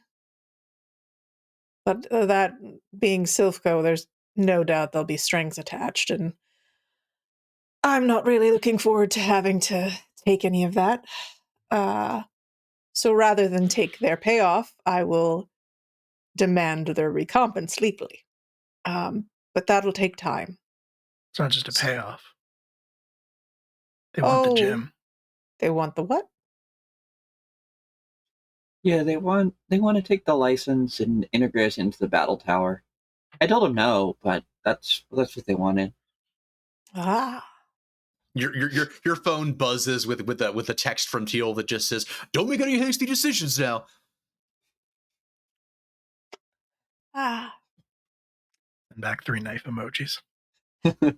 Well, I've done everything I can in bureaucracy to fight them and to take what's ours by right, rather than giving it to them in exchange for something we don't need to give. But one of the things I really have been thinking about is that we should really just fight our way through that tower and embarrass the hell out of them. Sure. Or what if we just got rid of Silphco? Oh, I mean, that's absolutely going to be a part of it, dear. What if we just convince them they should move somewhere else? Oh, I'm working on that. There's going to be a series of protests. Emily's been getting statements from individuals across town, and there's a nice young person that's well, I mean, the mayoral election's coming up this fall. That's rather close, and public sentiment has turned rather drastically against the mayor, given his close and intimate relationship with Silco these last few years. Violence isn't the answer. At least not soon. The public shaming and then murders. I mean, listen, there's a reason we have both Martin Luther King Jr. and the Black Panthers together. Like, so what I think Estella is going to be doing is, so yeah, she's like, what I was actually thinking is that wouldn't it be a lovely little, nail in the coffin, as it were? Because really, the problem isn't just shaming Silphco or making it appear that they're having problems in the public eye, which we absolutely will be doing, not just on the island, but in the mainland as well. Problem is making sure that no one goes, well, we do like that tower, we'll just go anyways. Because people, well, I've lived a very long time, and I've learned that sometimes they're not always attentive to the real concerns they should pay attention to and care about. And sometimes they keep putting money in the pockets of people that really shouldn't be getting their money. So I figured if we can get enough trainers and battle our way through that tower, well, no one will be talking about how hard that tower is anymore. Nobody will be traveling here to see that tower. They'll say, there's a new gym, or a revitalized gym on the island you should really go to. Their trainers battled all the way through the tower, beat it like it was easy. But that's just a thought. Otherwise, we really should talk to the professor about what other information got pulled when we pulled the computers. And, Is that a thing that we're worried about? well, Emily said something about fingerprints in digits. We didn't touch anything. Yeah, I told her that, but she told me the professor might want to look into it. I don't. They were talking at the meeting, so I'm assuming something will come of that. But really, it's the idea that we need to show that they knew about the missing numbers and that they did send someone to attack our gym, and then afterwards apparently made an offer to purchase our license on the assumption that we could not afford to keep the gym running after all of that devastation, which does not add up to nice things for them publicly. Well, I don't even have fingerprints. That's the first thing they do in Team Rocket. Really? I thought Yeah, that only that's wore legit. off. I thought that wore off after a couple of years. Don't they grow back? I don't know. I don't think so. Yeah, actually do. Well, that's why they make you keep doing it. Yeah, you have to do it like a reoccurring thing. Yeah, Some you of them never also stuck left their your- career of crime to go work in a kitchen. So I don't Yeah. know how much That's fair. Maybe they do actually normally, just but you've burns clearly now. never stuck your hand in a grimer before. Ooh, that's gross. Our grimer's like 90% sewage. Yeah. Yeah. Grimer used acid. It was super effective. Okay. Interestingly, actually, on that lovely image, you actually notice some sort of commotion coming from outside. No. Oh. Maybe they came back to renegotiate. We should go see. I'm going to pretend that siren is diegetic. Sorry. What's going on outside, Brennan? The gym is not super far from the waterfront. admittedly, not much in Esper Bay is super far from the waterfront, but the gym is only about a block away or so. And there seems like there's a lot of shouting and screaming that is coming from the direction of the beach.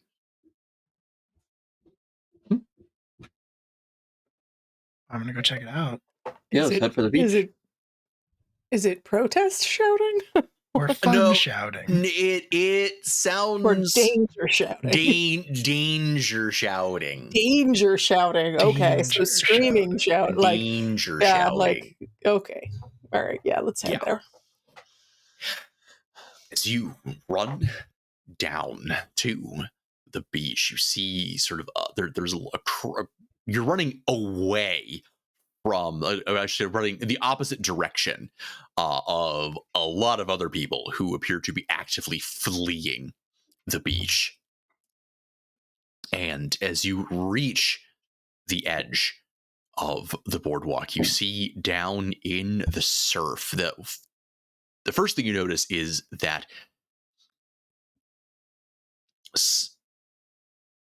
the waves are washing in a lot of debris. Just this debris and detritus is just suddenly caking the beach. It's just all manner of flotsam, but a lot of it appears to be like refuse and plastic. And more of it is being washed in with each crashing wave. What is somewhat more distressing looks to be a very large swell in the ocean that is coming closer and closer to land. What is it? Is the detriment, like, is the stuff plastic all like Silco stuff? Not all of it has like Silphco branding. It's like there's a good bit of it that does. But I mean, it's trash, is what it is. And as there's like self burger cartons. Yes, precisely. Self cola cans. Mm-hmm. And as the swell at last sort of breaks, rather than revealing a wave, as the foam falls away from it, you perceive this large, hulking pile of the same trash and detritus. Steam and other vapors sort of hissing off of it as the smell sort of hits you from a truly gigantic garb odor.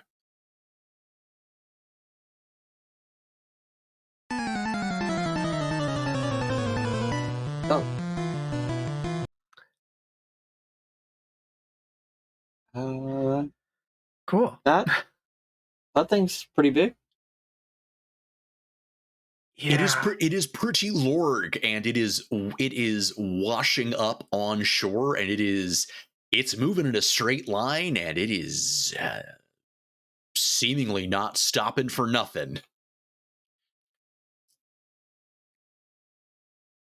Okay, we're gonna have to do something about that. Is it headed any specific way? Just straight ahead, which would Kaiju be such style. What's up? Kaiju style. You have it precisely. Yeah. Are the Silphco towers in view?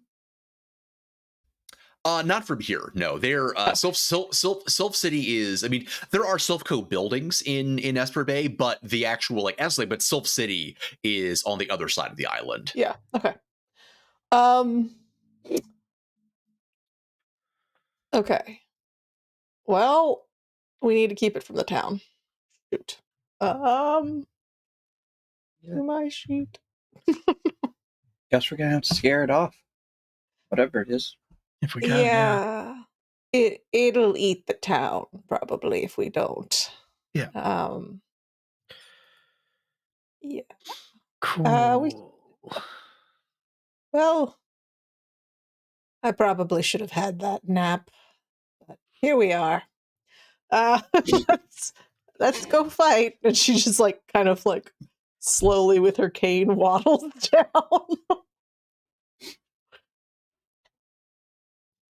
Forgot Brennan, all is my it still Pokemon out were in the water, fainted. or Sorry, one at a time. Sorry. is it still out in the water? It is out in the water, but it is going to make landfall imminently. I guess my question is really more: is it in such a way where a Pokemon could get close enough to attack it physically? Yes. Largely by dint of the fact that like the intervening water between it and the shore is rapidly becoming shallower as it's sort of like displacing the water around it, and also just the sheer size of it is such that that you would be able to hit it pretty easily. Cool. Because I just realized that pretty much all of my Pokemon switched to physical contact-based moves at some point, and I didn't realize that switch happened. Yeah, I forgot that most of my Pokemon were fainted, but they're obviously fine now. So that's fine. Yeah. Yes. Enough time has passed here that you've been able to get your Pokemon medical attention. Okay. We doing this one at a time or all together? Oh no, dear, we should definitely attack together. Although be Let's do careful it. with the fire. Garbage tends to have fumes that can be ignited. And while that definitely will hurt it, if it's in the buildings, that could damage the town as well. So just be careful. Okay. She's still like hobbling down much slower than you're used to seeing Estelle walk. All right, let's go ahead and roll for initiative.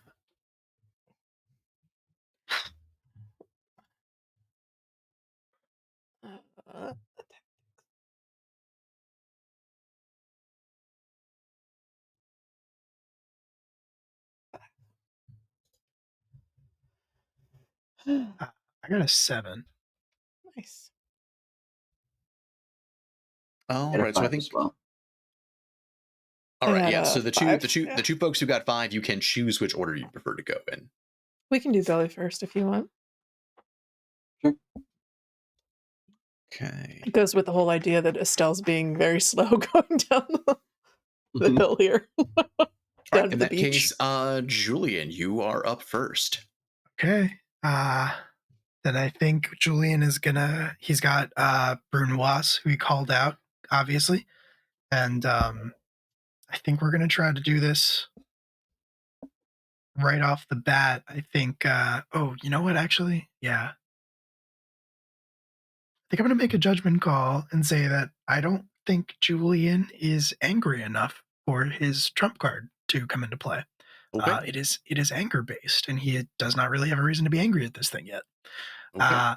So I think what we're gonna do is start things off, and he's gonna say, "All right, Brunoise, let's see if we can just wash it out to sea." And I think for the first time since the events have transpired, Julian is going to help Brunoise to use Hydro Pump, Okay. which is not a move he knew until just now, or until recently. Very cool. You were going to be shooting for a toughness of 7. Okay.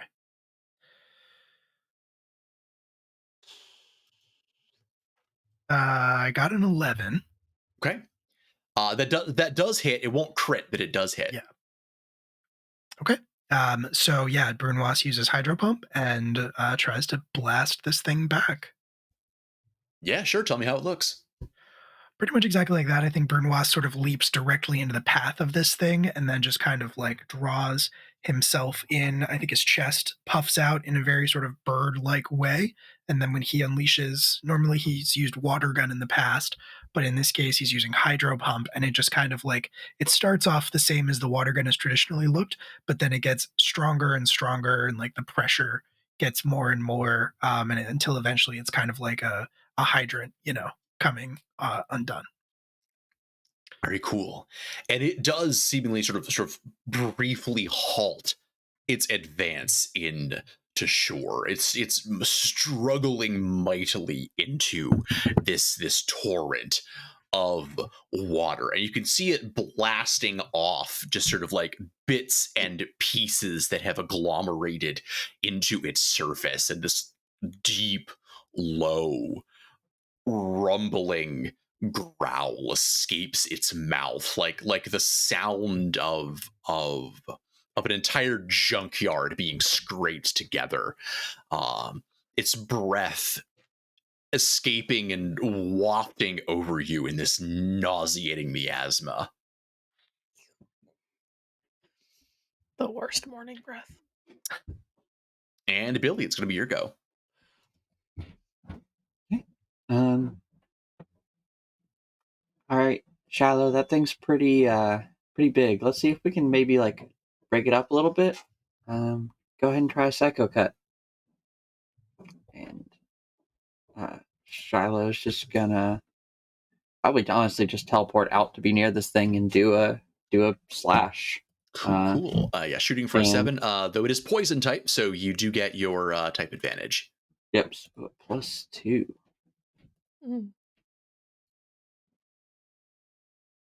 Nice. That is an 18. It's very cool that both hits and it does crit.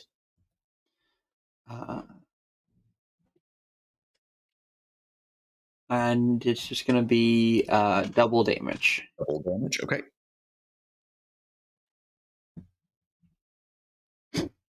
All right, tell me what that looks like.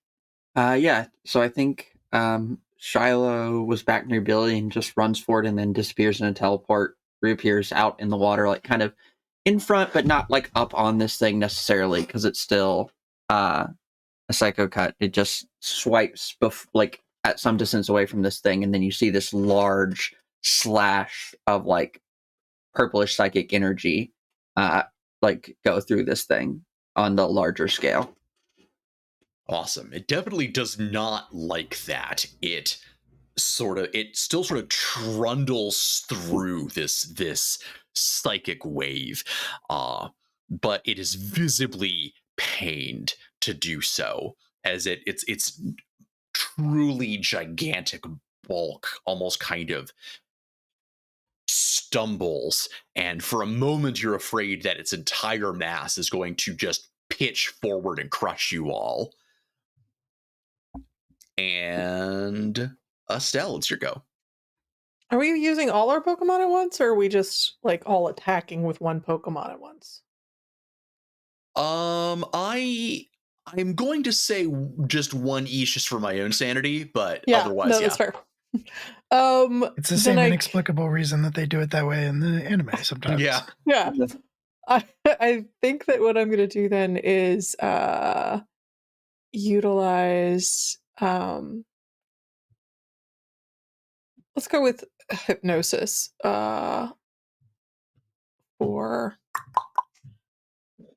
So Mr. Mime has been helping Estelle down the hill, and she creaks out a hypnosis at him in order to start hitting this thing. And I think that is just going to be a tactics because they are poison. So that is 2 6s. It's 12 total. Okay. So it's a 2 6, so 12 total +2 for being a psychic move. So brings it to 14, which that will crit. Yep. We're gonna extra damage it. Okay. We're using hypnosis, right? Oh, actually, the auto is for sleep, so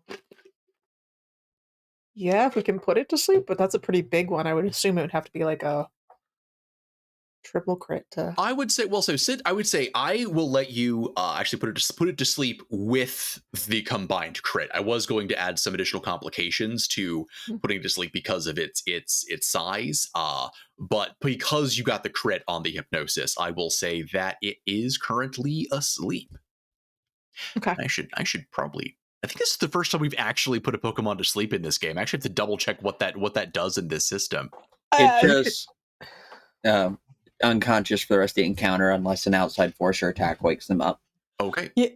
Yeah, I was just figuring this is a delay moment so that we can get people away. And I think because of its size, I am going to give it a roll each turn to potentially wake up Yeah. But otherwise, it is going to be asleep. Yeah. Are the people clear yet? People have been moving away. Okay. They're not quite all clear, but most of them are at this point. Are there any other Pokemon trainers or like, you know, Nurse Jenny's officer or Officer Jenny, Nurse Joy is like, is anybody coming to assist us or is it just us? Right now, it appears to just be you. Cool. And you do see people. Typical. You do The see Jennies people. are finding nothing on Silpco. Don't Yeah, worry. you do see some people that are on their phones calling about this. But for the moment, you do not have any backup from either from Jenny's or from honestly any of the other people on the beach. Julian will say under his breath, never a Jenny around when you need one. So I guess my goal was to basically put us in a position where we can like better position ourselves and hopefully give us some sort of advantage while it's sleeping, and then like, because it's inevitable, it's gonna start waking up as soon as we start hitting it again. So I mean, this isn't really like our thing so much, It's but not. no. Well, I was gonna say, can we try and like catch it in a Pokeball? We could. Oh, we don't really do that a lot, particularly, but like it's a Pokemon. We have it asleep. Do we That wanna would kind of take solve out- the problem. Do you want to take out one of like the fixed Mega Ball crazy? Try I to catch genuinely, Do we have regular Pokeballs? Do y'all No. carry any? I was gonna say Julian does not carry like empty Pokeballs on him. He I mean, doesn't try to catch anything. A spell does, but it's for like helping Pokemon escape, not usually for. Estelle should try to This- catch it then. I'm gonna hand one to Billy. Like this, I don't. Yeah. You're the trainer, kid. Does this mean I have to like keep it though after? I'm just trying to solve the problem. I don't. That thing's a lot, can- even for the farm. Oh, I'm sure there's someone at the Poison Gym that would love to have one. To welcome it. Yeah. Oh, And I'm fair sure enough. you've seen the sludge pit underneath their arena. I'm Just sure throw the that damn ball. that would just sit under there. Give it a shot. We're just sitting here talking about the logistics of keeping a sludge monster. Yeet the Pokeball at the giant Garbodor. All right, so There are take a look. people with their phones filming us just squabbling about, well, I'm sure the gym in What's It City would love to have a poison monster. Like, I like the idea that maybe the Pokeball didn't even come from Estelle. There's just some small child who's a Pokemon trainer. It's just like, you can use mine. yeah. The city. It's just everybody's filming us on their phones. And... Right, it's got the number box, but add one to the total. So Lieutenant Trainer rules. Yeah, I think we should just put it to Number work, like lower. keeping the beach clean.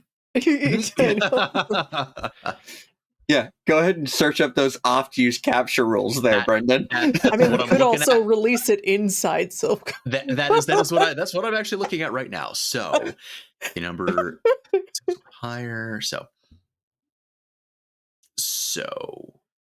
to roll lower than check off these numbers, then you roll a d6 and roll under. So let's see. Pokemon fainted by the end of the encounter. It's not fainted. Pokemon was dispatched quickly. I will give you that one. Since you were able to you're able to at least put it to sleep in the first battle round. Has a major status effect, counts for 2. So check that. It is not a boss Pokemon. I am going to count this as a boss Pokemon. And the trainer has a capture specialist edge, which you do not. So that's 1 for dispatch. That's 3. Does the child who handed us a Pokeball have this capture specialist? The child who had to do the Pokeball, the youngster who handed me the Pokeball, does not have the capture just checking. specialist. He in fact only has the shorts specialist All right. edge. So that's 3. So you're going to roll a d6, and you want to get 1, 2, or 3. Okay. Can we use our Luck tokens. Luck. Can we use luck? I will let you use a luck point on this.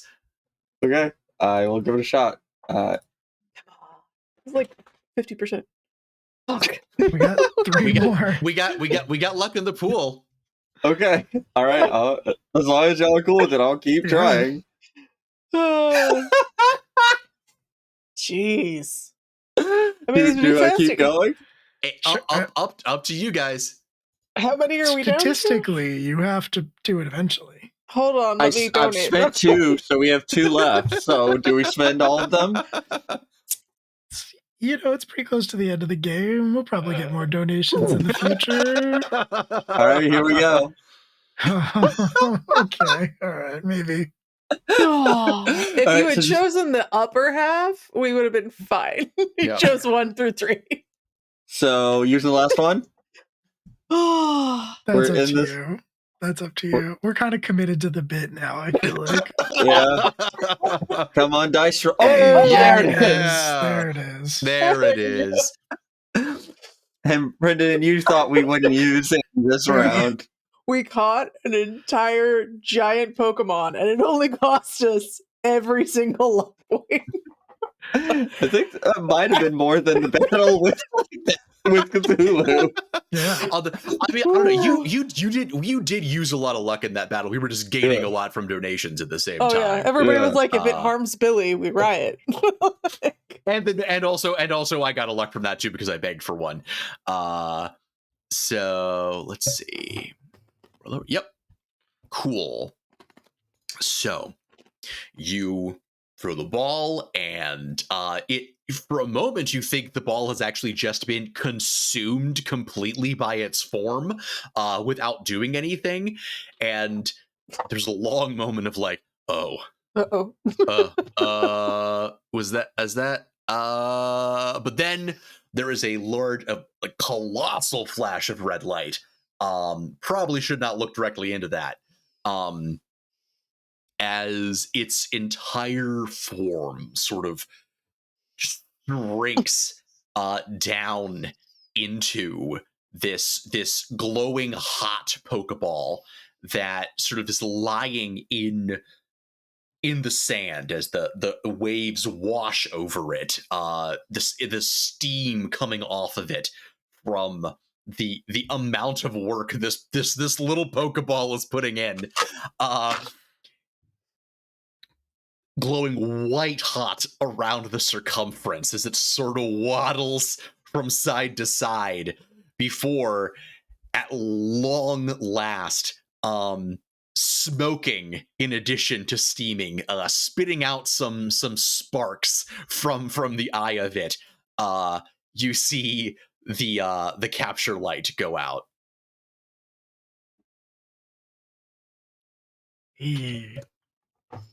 Well, congratulations, Billy. You own a garbage monster.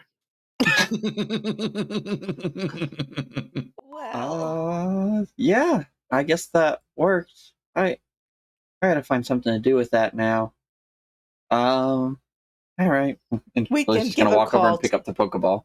We can give a call to the gym in, what is the Poison City gym? Anyone? Fuchsia, I think. Fuchsia City. I'm sure they'd absolutely, and if not, I'm sure there's some researchers somewhere who would love the chance to study. You know. Oh yeah, I could just give it to the professor. This is problem solved. Oh, I don't know if that's really his area. But we could always ask. And at last, you guys are then just sort of sitting there, standing in the midst of this trash-covered beach. And there is a cheer that goes up from behind you. And there's a lot of applause, and you do know there were a lot of people who were filming you guys doing this. Oh, shit. What's wrong, dear?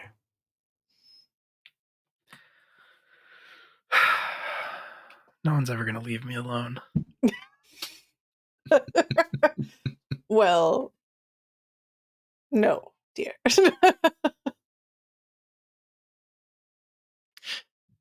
That's a good thing, though.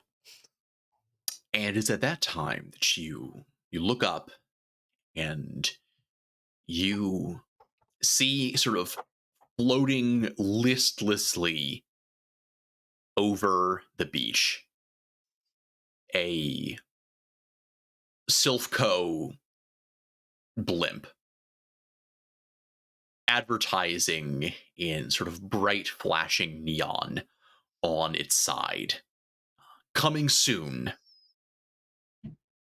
Silphco Battle Tower Tournament. Register now. I take another picture with that in the background and all the trash on the beach. Fuck.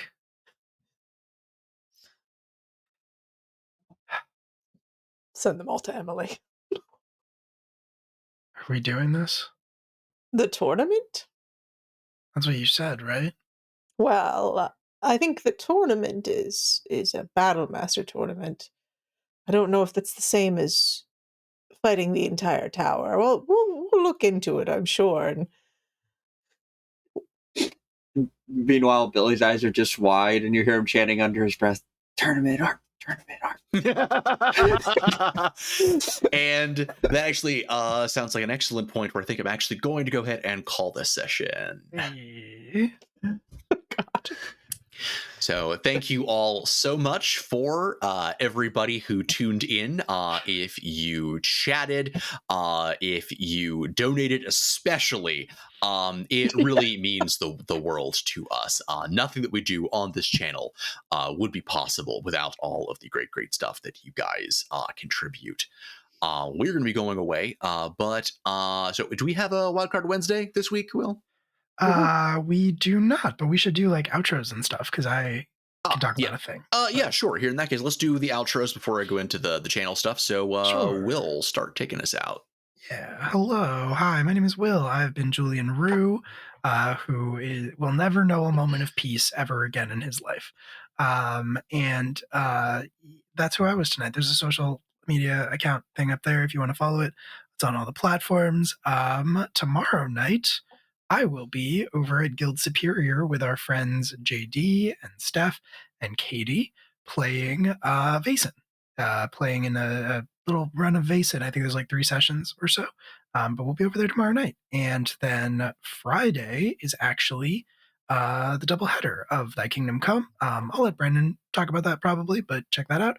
And then Table 2 of a season of Secrets and Shadows, which is a Regency Monster Hearts game that JD is running, is Friday night at 8 p.m. Eastern Standard Time.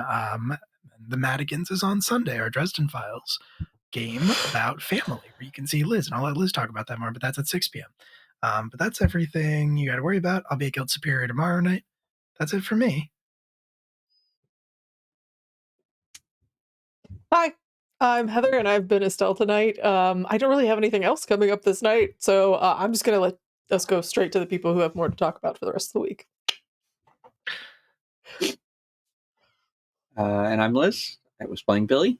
And so, yeah, Sunday we have the Madigans. I'll be playing Ravenna, a emotional vampire of the White Court, who's headed into a place from her past, actually, I think, in this next episode a little bit. So that should be very interesting. And there definitely won't be any family drama as we pair the 2 characters who have so many issues together. So definitely worth a watch there. Other than that, there should be, actually, I did a recent interview with the RPG International about my game, Crawl. So that should be posted on their YouTube page sometime coming soon. I'll probably mention over the next couple of games when it actually comes up, but that was a pretty neat little conversation. So that's, keep an eye out for that, but that's all I got going on.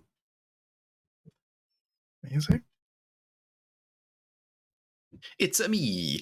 Yes, thank you, everyone. I have been your game master. And then I think, yes, we mentioned then coming up on Friday, session 2 of our new ongoing game, Thy Kingdom Come. It's an urban how to describe this? It is an Urban Shadows game about teenaged monsters in an alternate history where the supernatural is real and also the church won a global war against it, and now we live in which is good, but also we live in a totalitarian theocracy. It's there's so much going on. It was a great time last session. Hope you guys will tune in for more of our sort of chicaneries. I am merely a player in it, playing Frankenstein Thembo Sepher, and is being run by one of our other GMs, Della, who is finally back in the mix, and very excited to see what she is going to do with all of that. It's basically religious trauma therapy, let's be honest. I mean, whomst amongst us. Yes. Well, we are going to be going away, but don't go anywhere. We are going to be raiding one of the many other TTRPG creators here on Twitch. If you would like to know when we are going to be going live, you can join our Discord community. That is real cool. Mostly we shit post about RPGs, but we do real good shit posts about RPGs. You should join. If you would like to hop in there, we would genuinely love to have you.